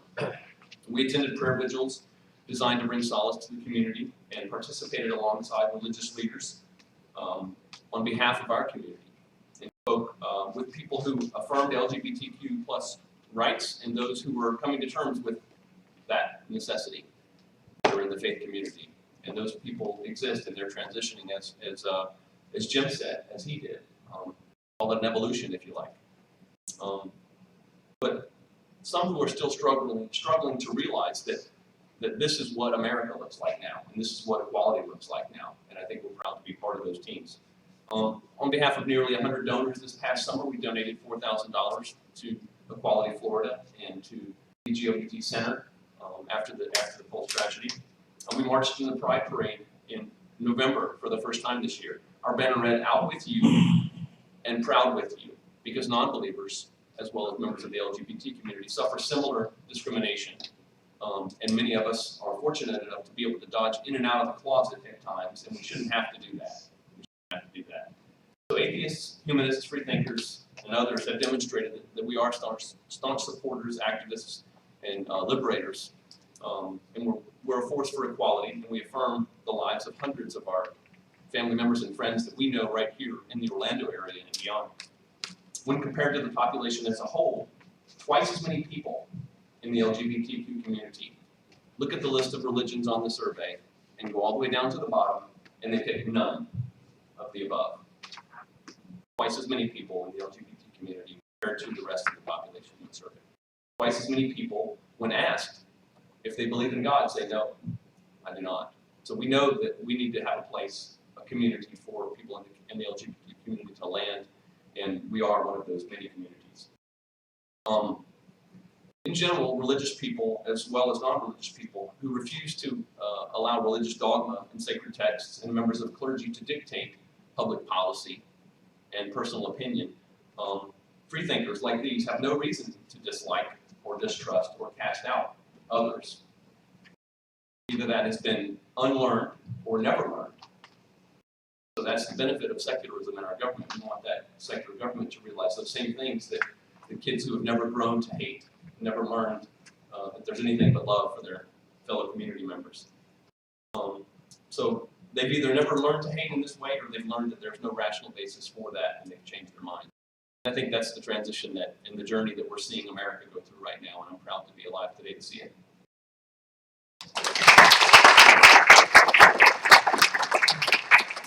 So I really want to get to the questions, so I'm going to refer you to the handout that is in your packages here, which describe the work that I do at the Canadian HIV/AIDS Legal Network, where I lead the LGBT portfolio. And we started focusing on the Caribbean, but we've since started to do work in Canada itself and in Uganda and other places where we are supporting, and also in Eastern Europe, where we are supporting LGBT liberation because of our work on the issue of HIV and AIDS, because there's a direct correlation we find in terms of persons being driven on the ground. So some of the things we do, as I mentioned, were police sensitivity trainings.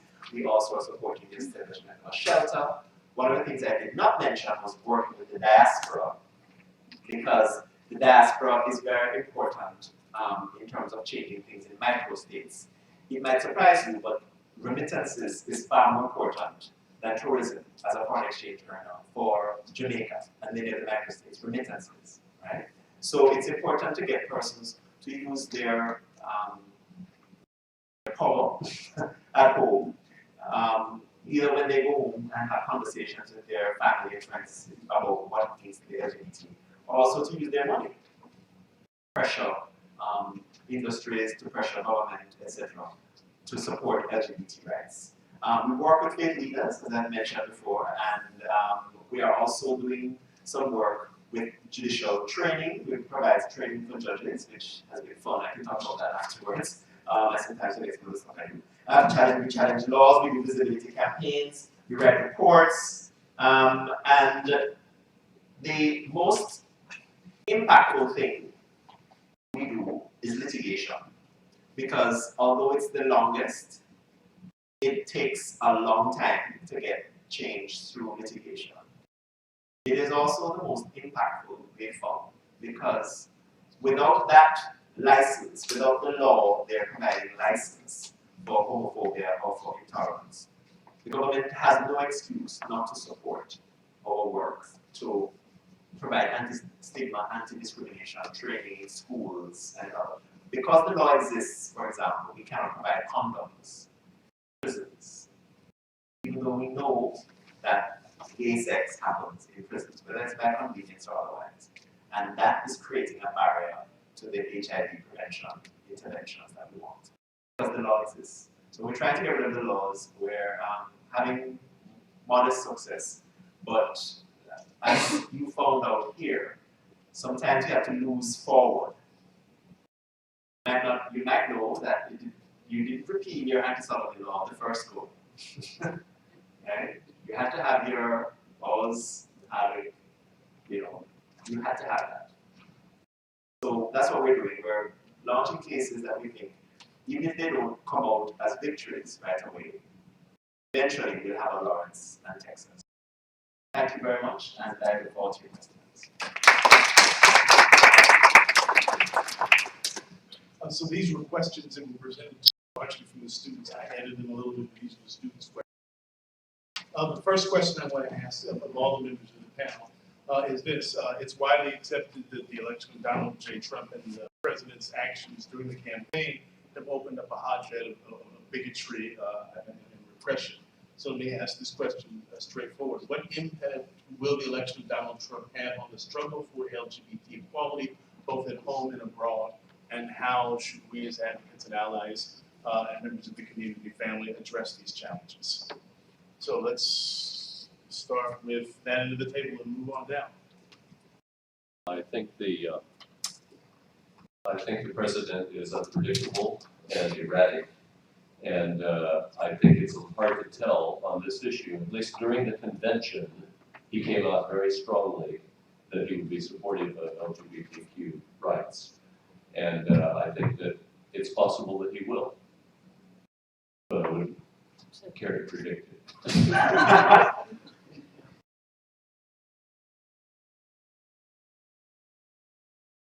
From our perspective, this is somewhat of an ongoing challenge, and the fact that Equality Florida has been working for social justice across Florida, as I said, for the last 20 years. And to a great extent, the challenges have always been there. Working with city councils, working with county commissions, working with school districts to try to get fully inclusive policies and procedures in place to protect all people. We have seen on a personal basis since the election that many in the LGBTQ community have certainly been fearful. Our challenge and our emphasis to the community has been, well, let's turn this fear into action. So we've been happy to see that people have been emboldened by this. And maybe those people who were allies of the community or within the community who sat on the sidelines before are certainly not doing that now. Since Pulse, for example, the LGBTQ community, all of the organizations here in Central Florida formed the LGBTQ Alliance. And this past week, we held a town hall to talk about next steps and what we can do as a community to solidify our positions and to push back and to rise up against potential discriminatory legislation or rulings which could come from the Trump administration. We had over 300 people there for that town hall. So we're seeing on one hand that people are fearful.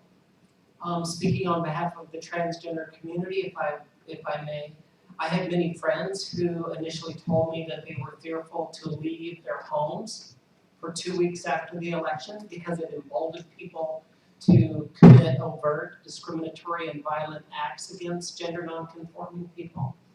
But now we're seeing, I think, that the community is getting its legs. We've seen the marches happen. We've seen local advocacy at its very utmost coming out and people being emboldened to make their voices be heard and rally as a community. And with this, I think, which is so important and I think is so gratifying to me, is seeing the intersectionality of our communities. That we've seen groups that either didn't have a seat at the table, our Latino communities, or African American communities, Black Lives Matter. Communities that before perhaps weren't in the mainstream advocacy of our work in Central Florida. We want everyone to have a seat at that table. So we're seeing that more and more people are stepping out, and we think we hope that movement that's emboldened by the marches, that protected women's rights will expand to all of the different communities that feel like that we are threatened by this administration. I'm gonna sort of follow along as I seem to keep doing with what Jan had to say. I think it's sort of, we live in strange times.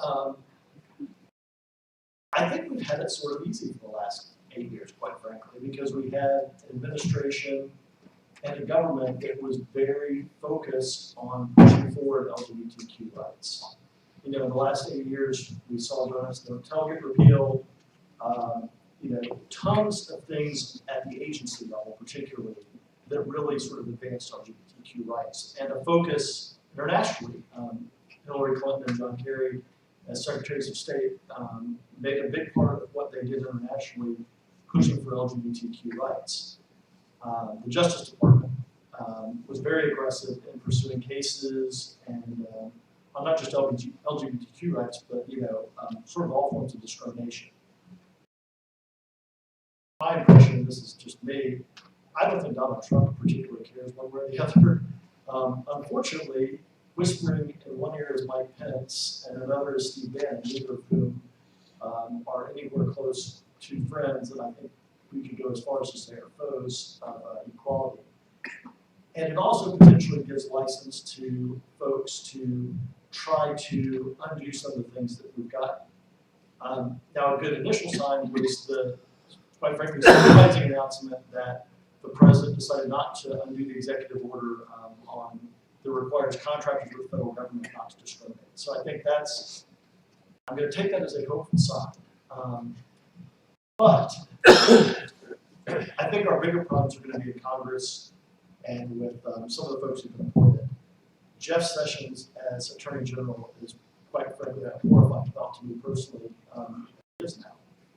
And I can just share with you, I have a good friend of mine from law school. He and his wife both work for the Justice Department, and she was working on a case where justice was intervening and supporting a case where there's some discrimination against a trans person.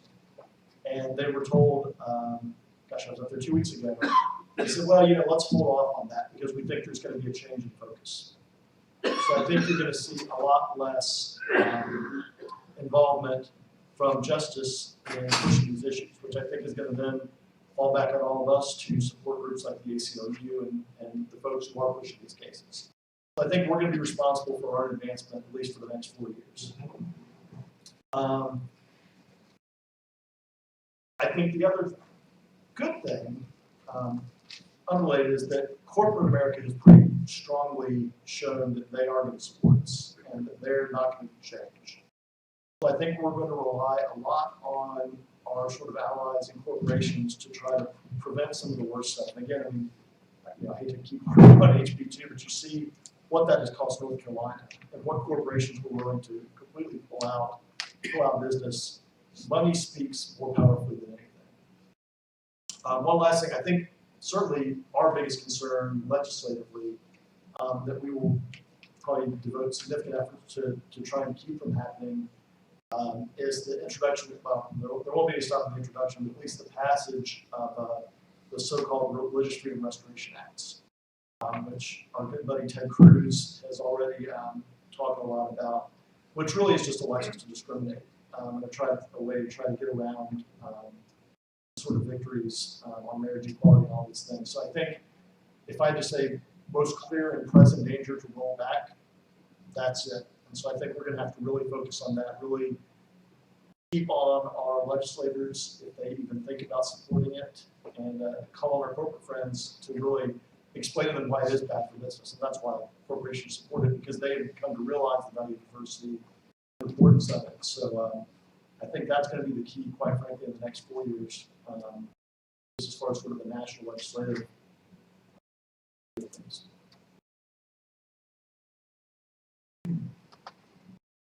One of what John said, we really did get comfortable. We settled. We got to marry, so I'm 35 now, right? And we really underestimated our current president in the election cycles. There's no way he's gonna win, right? Not with that rhetoric, not attacking every single minority, every single person out there. And now we're in a state of like limbo on our heels. Will there be an executive order rolling back our rights? It didn't happen when we were expecting it last week. Will it come next week? We don't know. I do feel, however, these next years will embolden more state legislators who feel more open to attack our rights because there will be no federal support, visibility to our community. Even if there's not a direct action against us, there will not be the visible support. And this week, because even though all of these protests are coming up now and there is huge waves for opposition, the president's decisions are being supported even by communities you would not think would support them. I had a recent conversation that left me baffled. I met someone who is at the intersection of being person of color and LGBTQ, who is very proud of having voted for the president. And to this day, will reassure that this administration is neither racist nor homophobic. So not only will we have to be watching out for what comes from the White House or comes from the level, from the state level, but then also our own communities.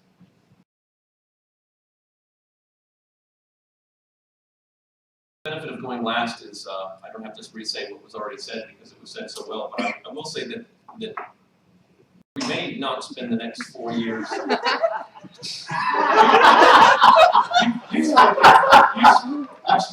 You've spoken well already for well over an hour. We all enjoyed it, so I'll call myself last on this one. But forgive me. Good recovery. So institutionalized discrimination is something that we can expect to happen at the state level, regardless of because of the emboldening that was referred to. I think we'll be fortunate if policy-wise we don't roll backwards in the next 4 years, but we still have to keep up the activism and the pressure socially, because we can affect that every single day, while we can only affect legislation and politics some of the time. Unfortunately, some people are working from a different set of morals and beliefs, and sometimes that belief is in money, and money can make you do very different things on very different days. And sometimes, yes, even alternative facts rule the day. All right, so adding to what my friends here said, I think it will lead to more local organizing, more allyship, persons coming off the fence and getting involved in the struggle, which is good for the movement. I think, however, we will see an emboldening, certainly, of the export of homophobia. I think the National Organization of Marriage, instead of closing up shop now, is planning to establish satellites globally now because they have a license to do that. And that is going to require HRC and others to help to turn off the tap, as we say, export of homophobia. So you will have your work cut out with it. But as we saw with the ACLU scenario, those kinds of adverse situations can also trigger response from people who are sitting on the fence. It can trigger people to realize they have to put in money way about this. And I think in a couple of days, they made like their entire budget for the year in terms of donation. So there is that's happening, and I'm very glad to see that. I think the American people are not Trump. The American people are what your Constitution says, believing in freedom, liberty, equality, justice, privilege. That is the American people, and the world knows that. The world was as shocked as you are, in many of you, at this administration's election, and we respect your democratic process, and so we'll work with it. But we also know that there's another reality, and so we will keep that hope alive until it returns. We also fear that there will be an end to the high-level dialogues that the US used to facilitate for us activists on the ground with our parliamentarians, etc. You were able to accommodate and facilitate a lot of spaces. That won't happen under the age of the United States anymore, but we're also seeing other states step up. So there's a plurality now where there used to be a dependence on the US special envoy to organize things. Now, Germany, France, the Netherlands, they're now stepping up. So at the end of the day, I think we're going to see a diversification of the struggle from the focus on the US, and that's a good thing, right? Because we're going to see populism for a while, whether in the US, Austria, we're going to see for a while. So we need to diversify the movement, diversify the struggle, and I think that's in an odd way what the benefit of this administration is going to give to the world. Thank you.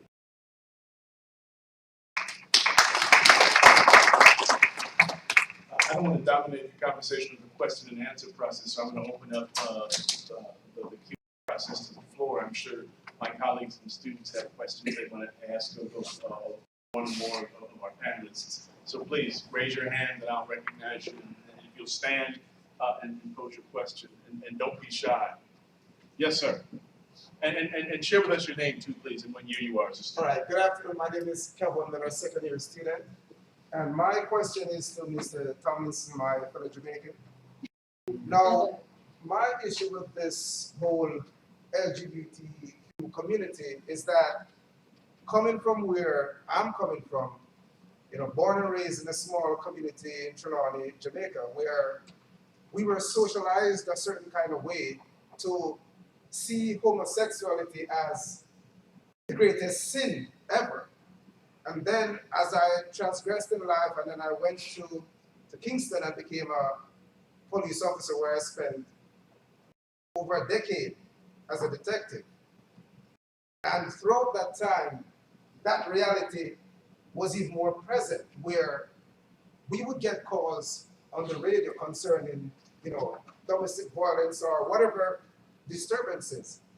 And then if you hear that, it involves a certain community, like you think twice whether or not you should go and assist. And it took some years for me to be re-socialized and realize that regardless, we're all humans and we deserve the same kind of treatment.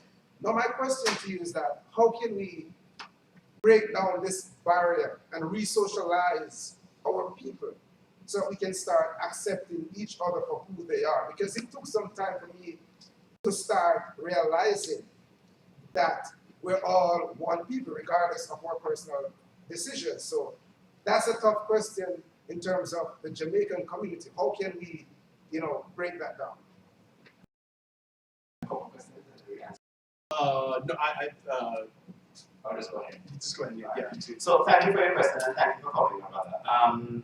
Yes, the research which Keon West did identify exactly what you spoke to. It's challenging. This is years and years of indoctrination, years and years of socialization.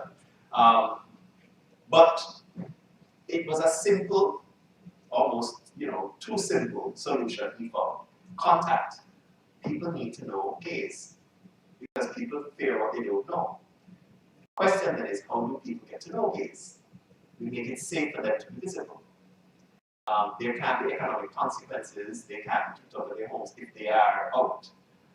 This is where the rubber meets the road for us. So that's why we're doing the very multi-pronged approach which we are taking. So we do the visibility campaigns. We do the work with police to provide security. We do the work with the religious leaders. It's a very multi-pronged approach because it has to be that. we're doing the Drive to Their ads on TV because I'm sure you didn't have an epiphany overnight. Which one day you went to bed hating A's and that you woke up in the following morning thinking, oh, they're okay. No, it didn't happen like that. It takes time. We realize that in our society, and that's why we say when we're working with international partners, please remember you have issues too. So be careful how you speak to us who are going through this process. And it is a process. But we need support, and we are doing it ourselves. And we are. I mean, as I said, it's slow, it's incremental, but it happened here. It can happen in Jamaica as well. I believe in our people. And if I may speak to that on a domestic aspect, is within Equality Florida, we have an adage where we say visibility leads to awareness, awareness leads to education, and education will lead to equality. Yeah. And the critical component of that, as you say, back to your thoughts, and certainly this has been prevalent within the transgender community, is creating safe spaces for transgender and gender non-conforming people to come out and be themselves. For the longest time, we had Equality Florida mixers all over the state, and year after year, I would be the only transgender person in the hall. That's changed. Over the years, people have grown, people feel more safe to come out, and now we have dozens, if not more, of transgender people who are coming out to events and feel safe to be their true and authentic selves. Now that flies in the face of, violence is no stranger to the transgender community. As you know, every year, for example, we commemorate the Transgender Day of Remembrance, where we remember all of those transgender people who have been murdered across the world. And last year, a transgender person was murdered somewhere on this planet every 3 days. Last year in the United States, 27 transgender people, mostly transgender women of color, were murdered in the United States. So creating that safe space and then capitalizing on that to then educate. I go to Tallahassee and you'd be surprised how many legislators I talk to that have never met a transgender person, yet they're enacting laws or they're shooting down laws that directly pertain to me and my ability to use the right restroom or simply, live my life, work where I want to work, be able to provide for my family and simply, have my part of the American dream. Yet they don't know a transgender person. So the visibility aspect of this and creating that platform of compassion and inclusivity is really why we're all here. And, so that, all hearts can be opened, all minds can be expanded, we can evolve so that those safe spaces are there.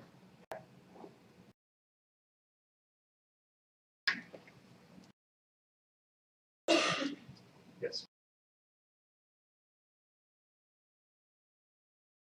Hi, I'm Chris Talbot. I'm a 2L, and I have a question for the panel in general. We are kind of in limbo here right at the moment. We're about to be out in the community as attorneys, and we're probably going to get 5 comments instead of graduate. But we are kind of in a unique position here. This is a safe space, and we are not quite your average civilian. What can we as students do to help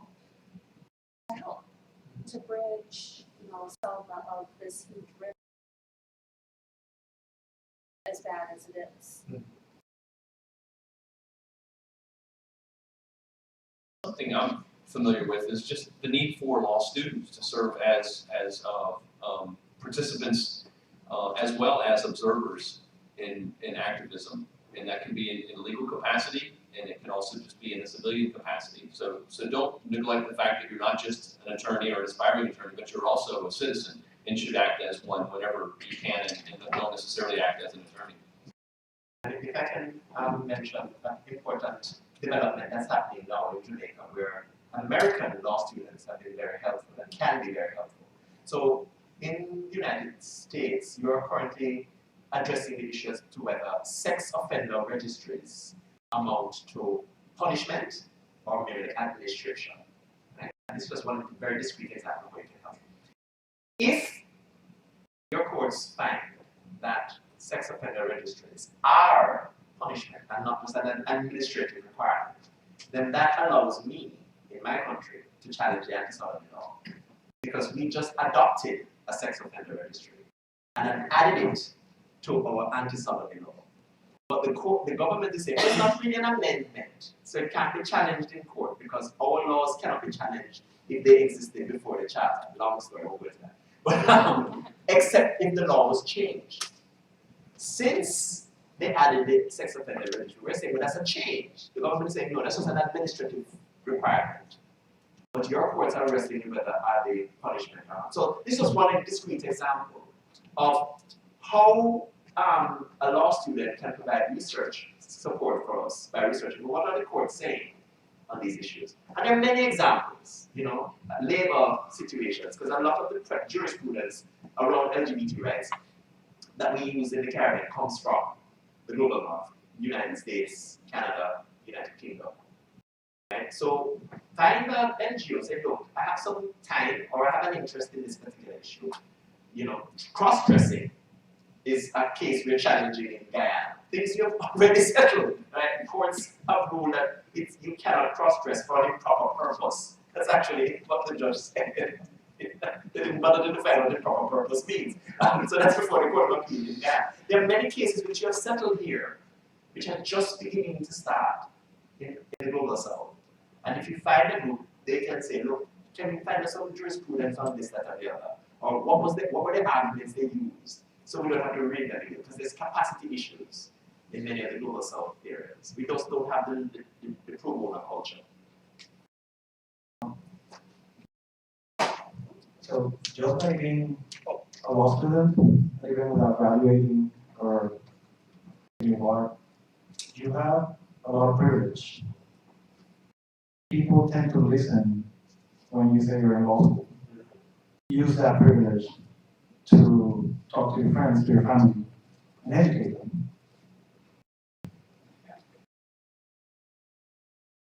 My answer is going to have nothing to do with being a law student, but, and I'm going to come off as the grumpy man here. But nothing drives me crazier than people who I call Facebook activists. Who love to post, but never leave their house to volunteer, never get their hands dirty. So social media warriors. Yeah, if you're not out there making yourself a little uncomfortable and doing something that's a sacrifice, if not of your money, but also of your time, then you're not really doing enough. And I would say, number one, there are a million distractions in the world, but if you purposely choose to sort of ignore some of those, really devote a good chunk of your free time to making the world a better place, you'll be a lot happier, and you'll actually make a difference.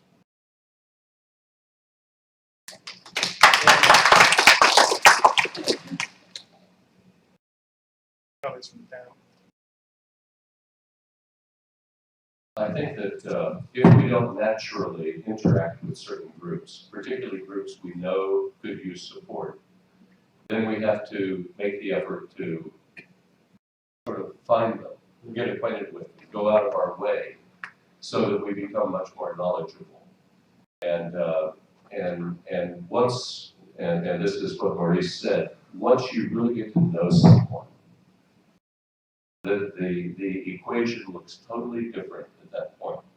And I truly think that is the thing that makes the difference. When I get to know someone, love them, care about them, they're a great friend, whatever it might be, you're going to defend them and their type. You're going to defend as well. We need to socialize more lawyers. So there'll be less hate.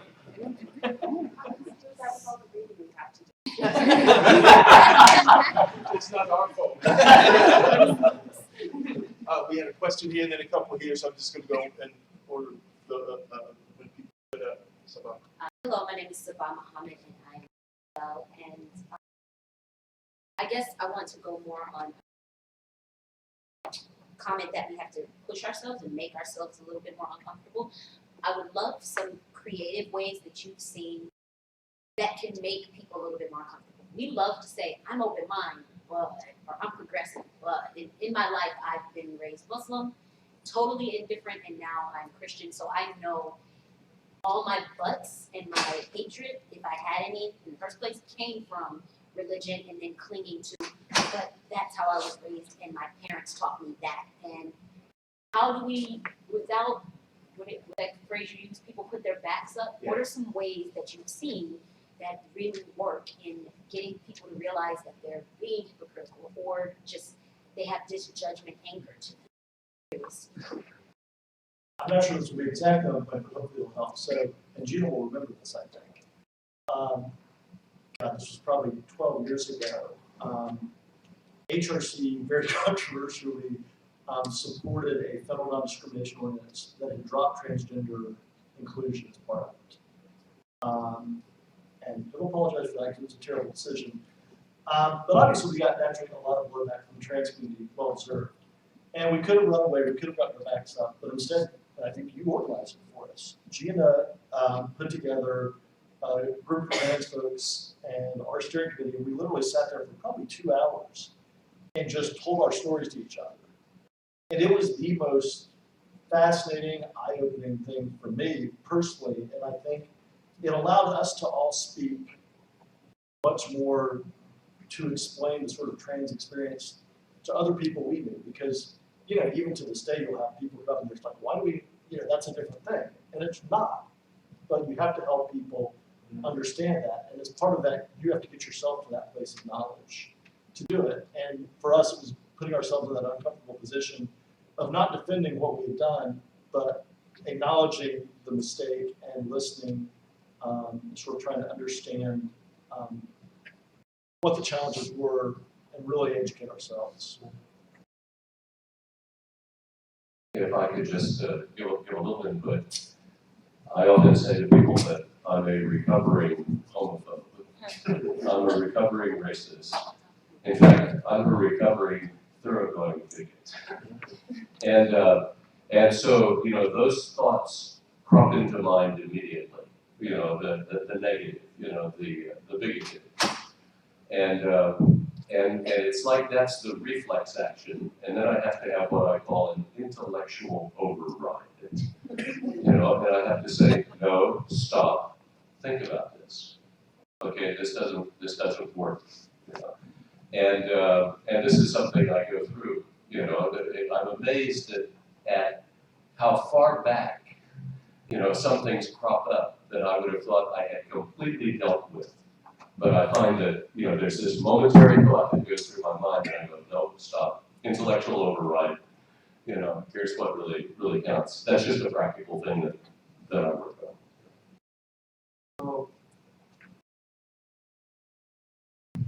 on. If you don't have the ability or the access to come into a certain group where you're still uncomfortable, maybe start by using language. For me, for example, I'm Latino, very proudly Latino. But when I address a big group of Latinos, Latina, and Latinx, I use Latinx. And I'm learning to keep using Latinx. Because it's the respectful way to address the group. When I started using it, it made me uncomfortable. I didn't understand it. And You mind explaining Latinx, because I actually had recently just learned what this is, and I think that people in the audience probably could benefit from an explanation.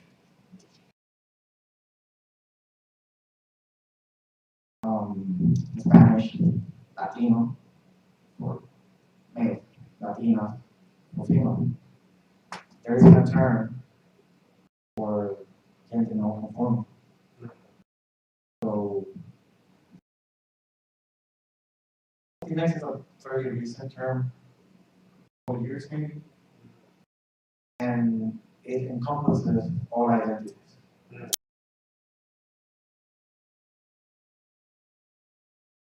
There were a couple of questions on this side of the room, and I can't remember who was first, so we'll start here. My name is Robin Harris, and I'm an activist, not just on social media. So, intersectional issues, and something that's been bothering me since Pulse, and I wanted to address this first to, as a clergy, I'm also a clergy person. I was arrested along with 9 other people at Marco Rubio's office a month after the Pulse event happened.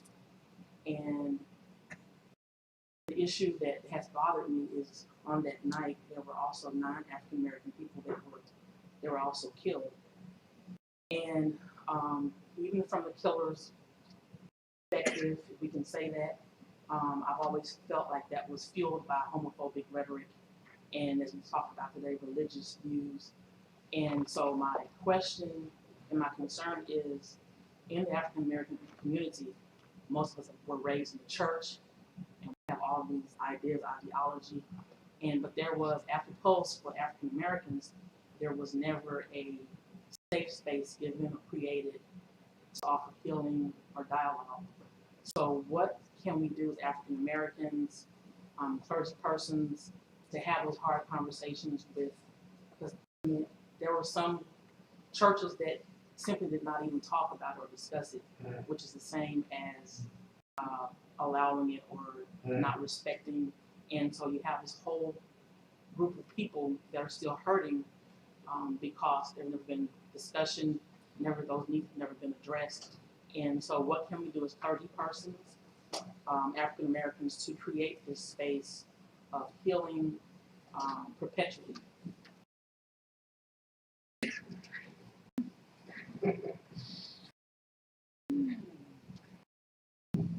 Well, to create a safe space in a broad sense is really quite difficult to do because it requires some transformation within the congregation. However, as a clergy leader, I think that you can, in the presentations that you give, whether these are Bible studies or sermons or whatever it might be, in the presentations you give, you can bring into the fact that you are an accepting, open, caring person. And you can create a safe space of you. Okay, so that the person in your congregation feels comfortable saying, I'm wrestling with this issue or whatever it might be. And, you hope that this kind of goes out like ripples. And the fact that the pastor or someone who was playing an assistant pastoral role or whatever it might be was willing to stand up and to tell these kinds of stories and make these kinds of comments, that gives license for other people to have that same attitude. And I think that it can grow, and I do think that the spiritual leader makes a big difference. I wasn't so much concerned about the LGBTQ issues, but I was concerned about inter-religious relationships in my congregation because I come from a background where we're very smug and we have it together and everybody else is second class or further down the track. And I became aware of that. It was sort of driven into my thick skull, and so I tried to make it clear to my congregation that we're not going to talk negatively about anybody. We're not going to talk negatively about other religions. We're not going to talk negatively about other races, whatever it might be. We're not going to talk negatively. And so we actually kind of went on a campaign and said that this church is a no put-down zone. That means we never speak negatively of others. And we actually put up signs, like the international sign, it's put-downs, the line through it. And it takes a while, but it's amazing how there is a transformation that can take place over 2 or 3 or 4 years to where a congregation can be really quite different from what it was before and can be much more generally a safe place, and it can start with one person.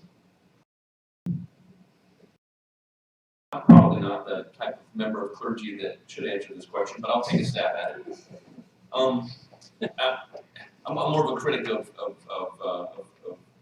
traditional clergy than a promoter, but I serve as clergy, as I said before, for the purpose of doing the ceremonies primarily, and also invocations at city meetings, town meetings, and county meetings. But I would say that church leaders have to preach change. They can't just preach love. You've got to preach change.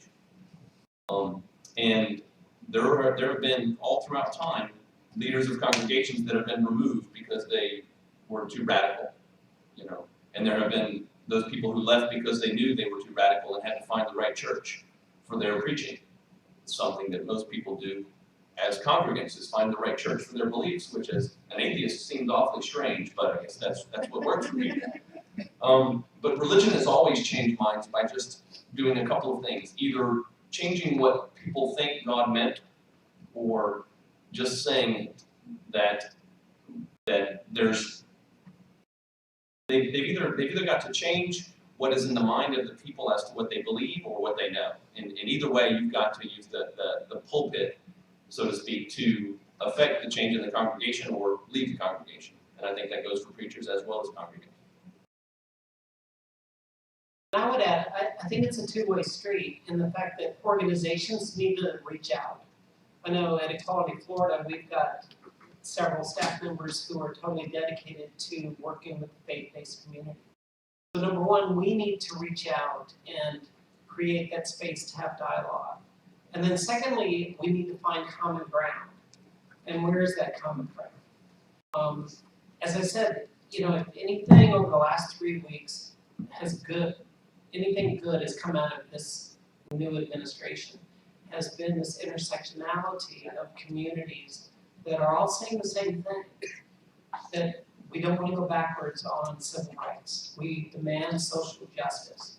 And I think this is a thread that goes through the religious community as well as all of our different communities, and it spans, you know, ethnicities and genders and beliefs, so that everyone has, you know, as I said, has the ability to be treated equally under the law. So it's always been fascinating to me when I've spoken at city councils or school boards that our opposition was always faith-based organizations. And down in Miami-Dade, for example, when we were trying to pass a human rights ordinance down there, and we sat through 2 hearings that lasted 5 hours, where churches would roll up buses full of people who would, one after another, stand up there and speak horrible things about the transgender community, for example. That we were blasphemy, and we were sexual deviants, and we were. But it also speaks to the fact that this is what this congregation has heard and has been told by its leadership. And how do we reach that leadership to embrace them and say, you're wrong about us. This is who we really are as transgender people, for example. And we're not this, you know, people fear what they don't know or what they don't understand. And by reaching out from both sides, I think that's the first steps in getting this done.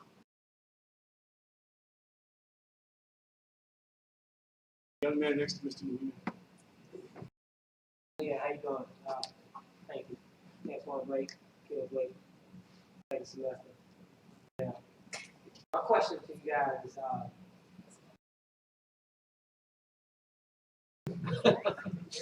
no, because like, I want you guys to mind travel. I am pro whatever you want to do, you do. But my only concern right now is how much of an impact or influence this is actually having on kids. Because now, if you look at social media or anyway, you see kids tweaking, popping, twerking, doing all this stuff. Whether it be young boys, young girls. So I honestly feel like this movement in itself, although I'm for it, I think the effects that it's actually having on the kids are not giving them the ability to actually think for themselves. Am I making sense to you guys? Mm-hmm. And so I want to know what's your thoughts about that when you see the kids. Jimmy over here, he's shaking and popping like he's a girl, but at the same time, he's in a house where he may have two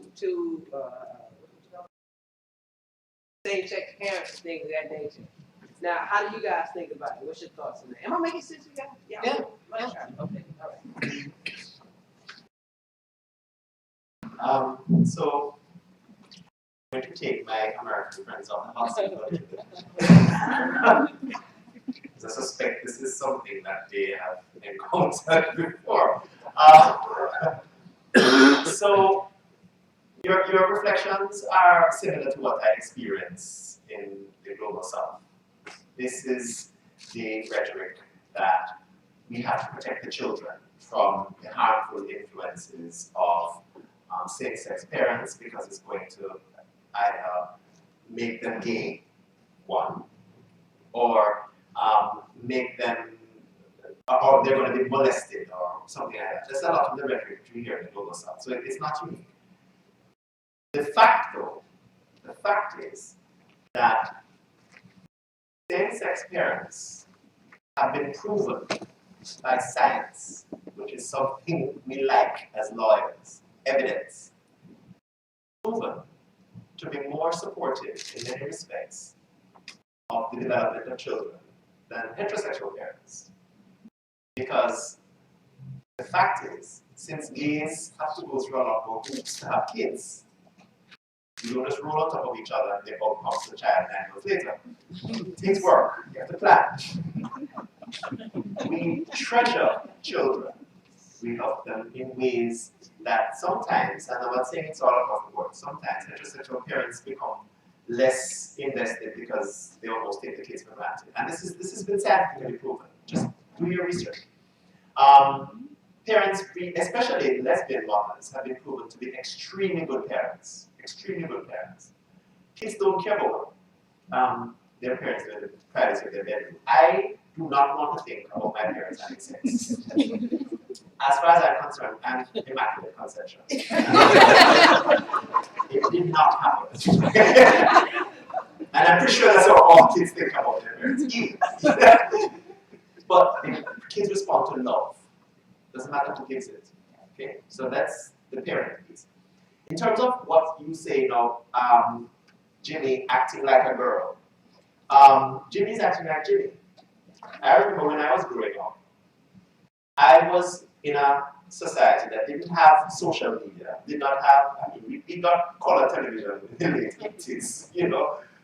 We didn't have that. But when you looked at the pictures of my family, we have 3 boys, and I'm the middle child.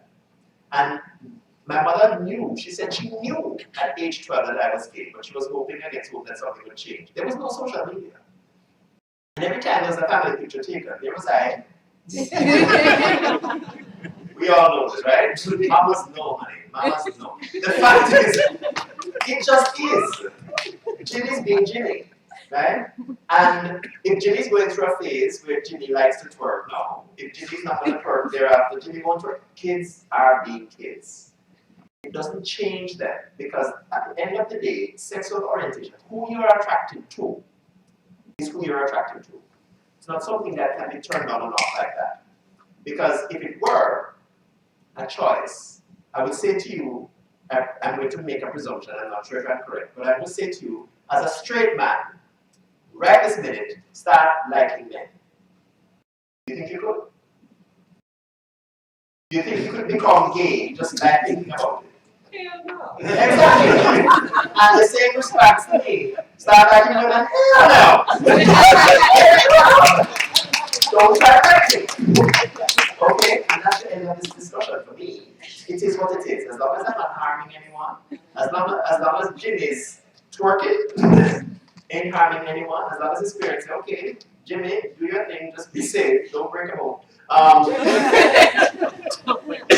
support your child because it might just be a phase, it might be who he is. But if it's not harmful to the child, your role as a parent, I have a 16-year-old son, and I see my role as a parent is to support him in being the best him, whatever that is. That's the best answer I can give you, sir.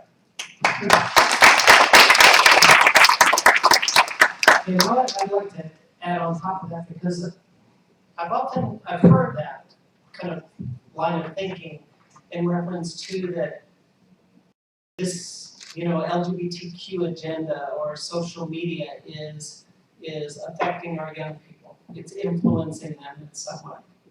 And I can see how people could think that way.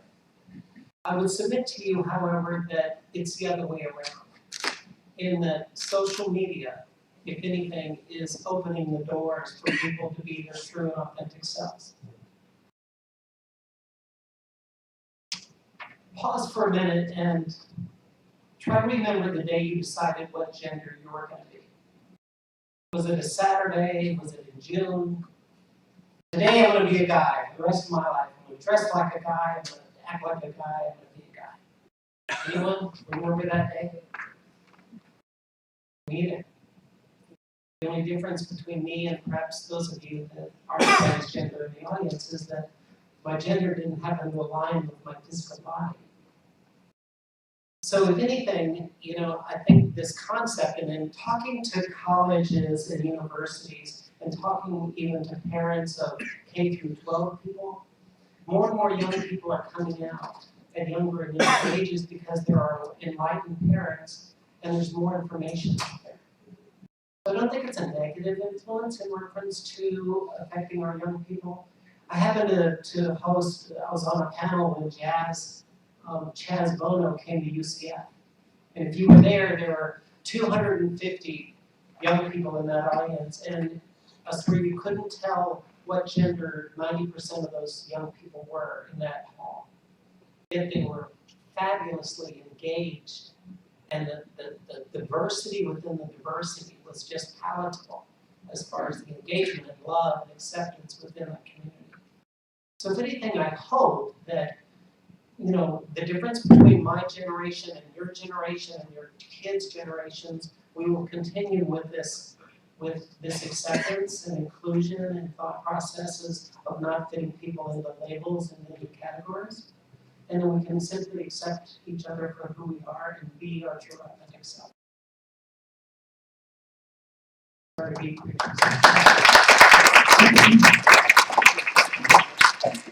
I would like to add as well, I wouldn't worry so much about Jimmy twerking like a girl. Maybe he gets to college or go to college. I really would worry though about Jimmy's parents beating him up or kicking him out of the house for twerking. Because then that's the real danger.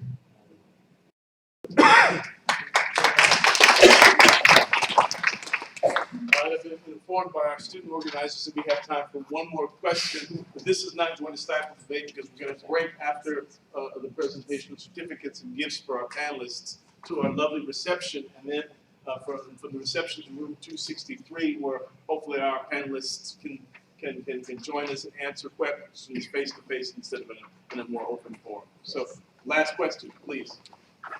Hi everyone, my name is Vivian Rodriguez and I just wanted to respond to your question. I am an example of what you just described. I'm an openly gay woman and I have a female partner and we have a son 2 years old.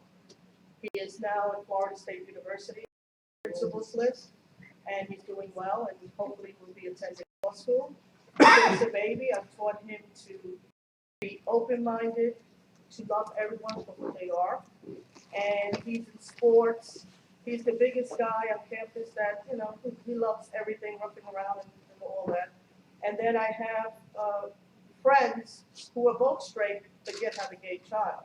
And they'll come to me to ask me certain questions so that the stereotypes that you hear out there, they're not factual. It depends on the child, the family they're surrounded by, the love of the neighborhood and the family itself. And you just have to learn that everybody has the right to love who they want to love. We have to embrace everyone as a human race. And that once we can do that, I think all of us, it will be a better world. And we'll strive, you know, to become better communities and accept everyone for who they are. So that that's just an example of my life and how my son is. And he's also straight. So that just because he had 2 gay parents didn't mean that he's a gay, you know, individual as well. He chose, he has his own choice to be who he is. And we allow him to choose to want it to be. He wanted to be a male or female. That was his choice. And all of us have to be accepting of that. And this will be a better world if we do that. Thank you.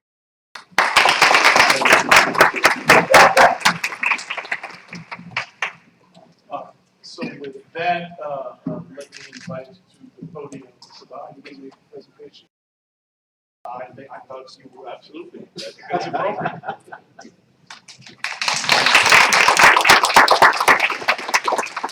I'm the president of our student LGBT advocacy group, Stonewall, so thank you so much. Thank you. This is my first event at Famu organizing, and the administration was beautiful. Everything was wonderful. Everything from contact back and forth to the dean with Ms. Brown, just all of our advisors really, really did a wonderful job in helping Caitlin and I and also be able to make this happen. And thank you all so much. You will never get an email from me again. It's been wonderful. We have some certificates for all of you. Thank you so much.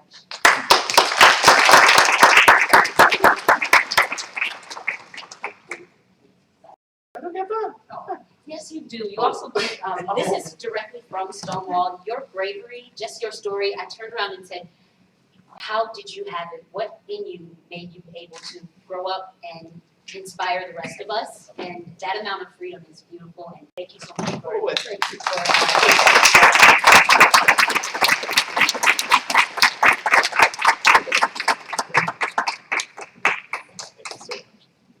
Now I can practice law in the state of Florida.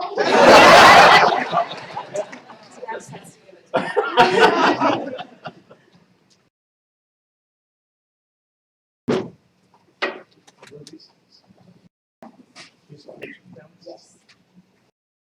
Notice when it comes to the heavy lifting, I get that task. So these are gifts for the panelists.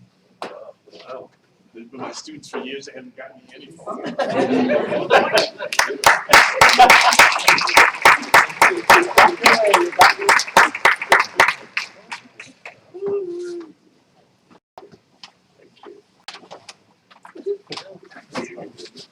So again, a warm round of applause for our panelists.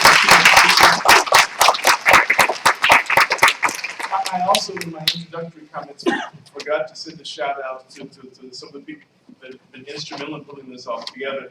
The Stonewall faculty advisors, three of whom are here, including myself, but Professor Joseph Hurt, who has, along with myself and other organizers, provided financial contributions to make this all work, and Professor Marquita Group.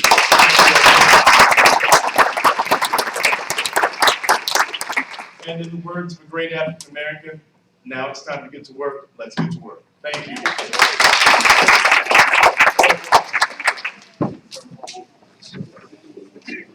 Oh, Dean, I think it was. Thank you so much.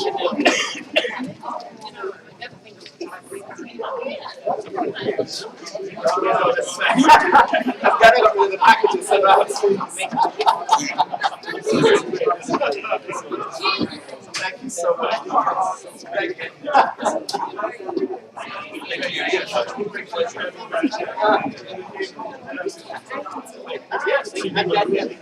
Thank you so much.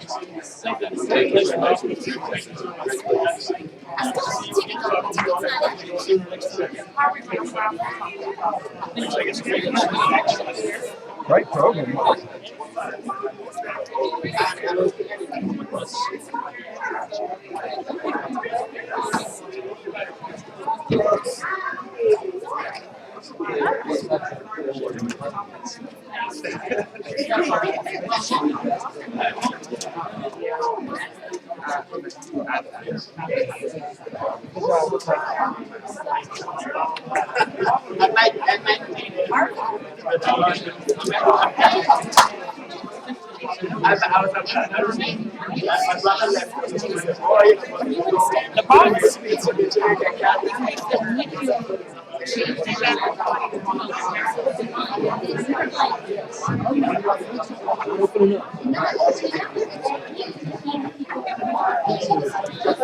You need a safe space.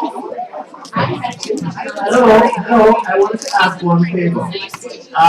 Sorry. So I like to embarrass my government, as I said repeatedly. And one of the things I do is I go and wherever I go, I ask people to pose with the Jamaican flag and that rainbow flag as well. So if you would you mind coming forward just for one photo op with the Jamaican flag and the rainbow flag, which will then be shared with the government of Jamaica.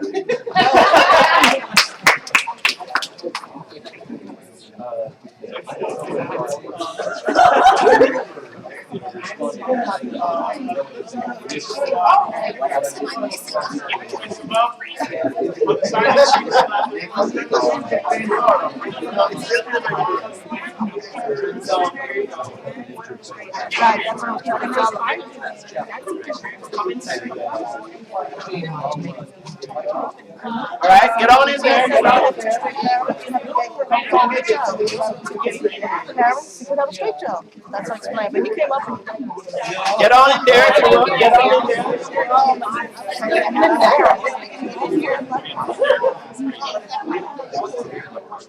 The vertical challenge. What's it in the front? We don't sympathize in language. The vertical challenge.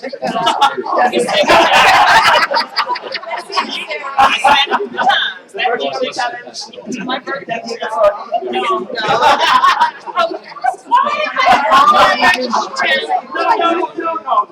It's short. I'm forced to make it. No, it's all right. I'm used to it. You were meant for the front row. There you go. Always.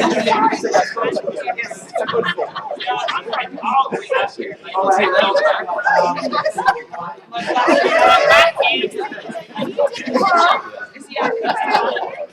perfect. You have to say Jamaica this time, right? Ready? Jamaica. Sure. 1, 2. Jamaica. Thank you. I'm sorry, my Jamaican brother missed out. Take my space up on the other side. Well, there you go. There you go. You got it. There you go. I think you're a little bit too tall, maybe for a I'm never discriminating. Ready? 1, 2. Okay. I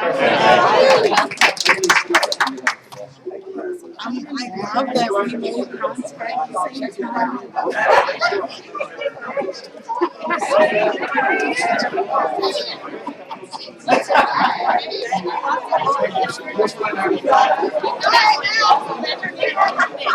I'm a 49er fan. I want 49.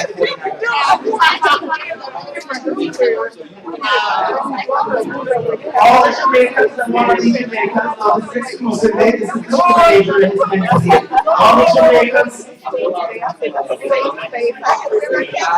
All the Jamaicans and one of the Jamaicans. Okay, the next explanation. All the Jamaicans, one of the Jamaicans, come on down, let's take a photo.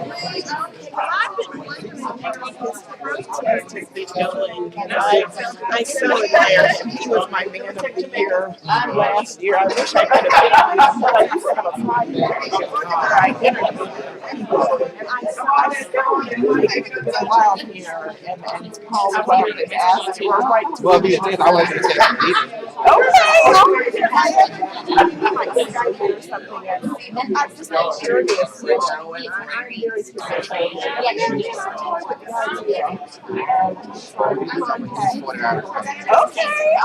Well, if I do, I'll let you know. Oh my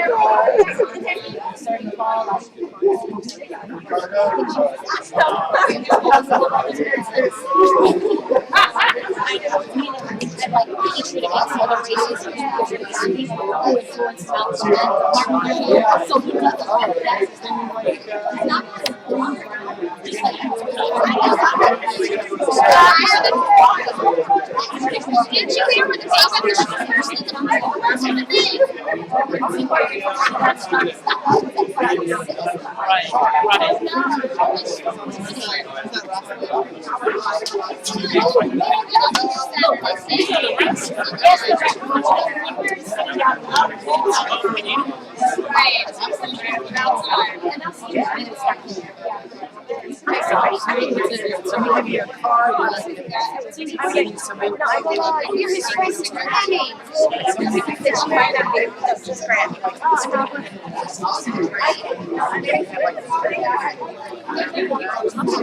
I felt like I lost it. reach out to each school, and I just typically like Hail Mary emails, and I don't know if I ever, but there was nothing wrong. So I just Rollins came out.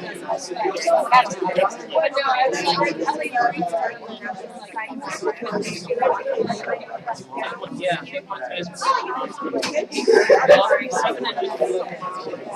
Around the community. I mean, it is, so I'm like, am I? Oh, as long as Jamira is over there to make sure, just to make sure the panelists do first, so that's it. Maybe I can finish up. Oh, okay. Thank you so much. So if you open the room for them, tell them they can't use it. I'm not gonna open the room, it's no sense. There's no open room. No, a lot of schools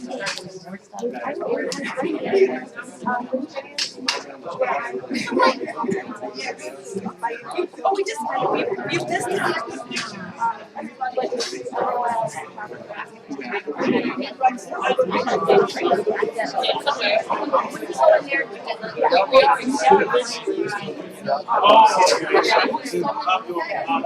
this time. We will get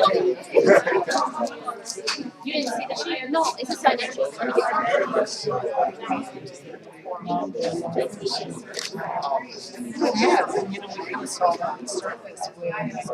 Oh, yeah.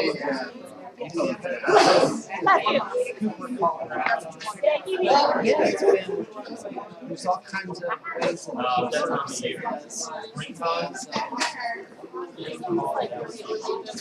Okay. Well, but when people use it for their own devices, it makes us crazy. And, it's hurtful. You know, people that were blindly so yeah, I totally agree with that. I mean, everything that happened right after it, you know, the vigil, the candlelight, the community needed it to start healing, but people that use it for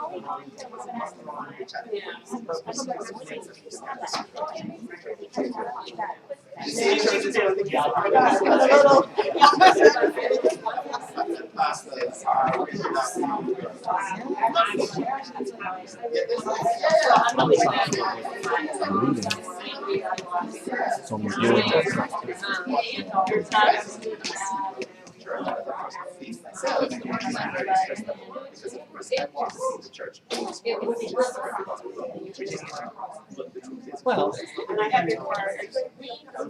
Yes, I'm definitely strikes me. Get my card down there.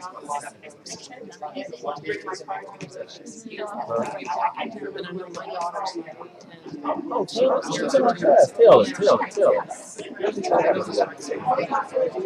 Tell you do all the topics. yeah. Taylor House. You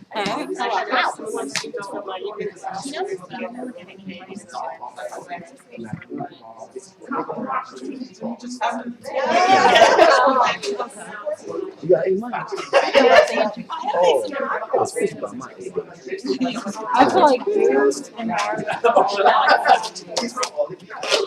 I'm from Mario. That's kind of what the Alliance is trying to do by having this call and getting input from the community as far as where do we go next? Probably because I argued about it. How can we be more inclusive? Who's not? I ain't argue with him. He was like, don't do that anymore.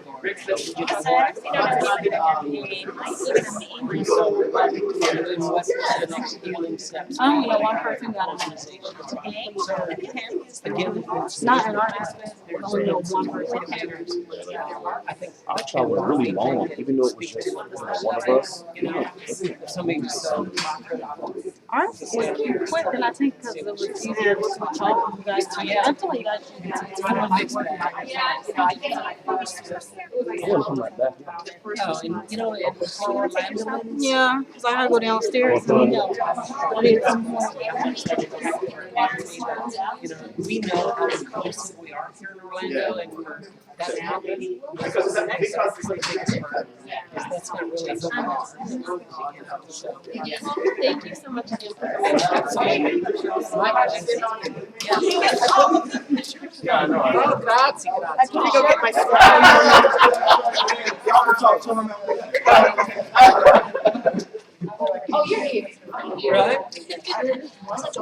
it in our. All right, then, Okay. from there. I know you. Can't put my name in there and it goes to me? Well, I can't do it now, that's why I was on the computer, I was trying to slide. Yeah. You can't share it on the phone.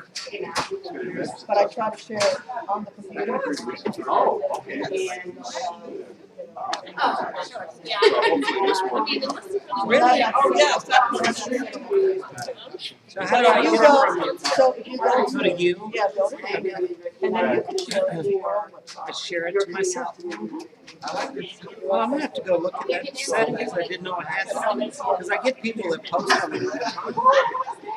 That's kind of weird. Maybe I just blocked you. That could be it, that could be it. No I way. wouldn't doubt it. Are you kidding? Okay, so. Ask them what they're using and then let everybody else know what I'm saying. So it's 3 pictures. Oh, it's just like, is that you? Okay. Just executive decision. Thanks so much. I really appreciate that. These are really pretty, all the colors and the pictures. I made sure that I took those background. You're the best. Thank you so much. Thank you for the invite, that's all you came to. Oh, good. Yeah. I was, participating in these, as you know, I want to get more of these, your participation, so. Sorry, I thought that was And I wanted to really learn about the keynote speaking of the islands. I know. I wanted to know about. One thing I was really shocked. I know. Because so many of us travel to. Yeah, I was in a wedding last year in Japan. I didn't know any of this. The laws there. I know. Oh. It's illegal. Well, it makes me wonder,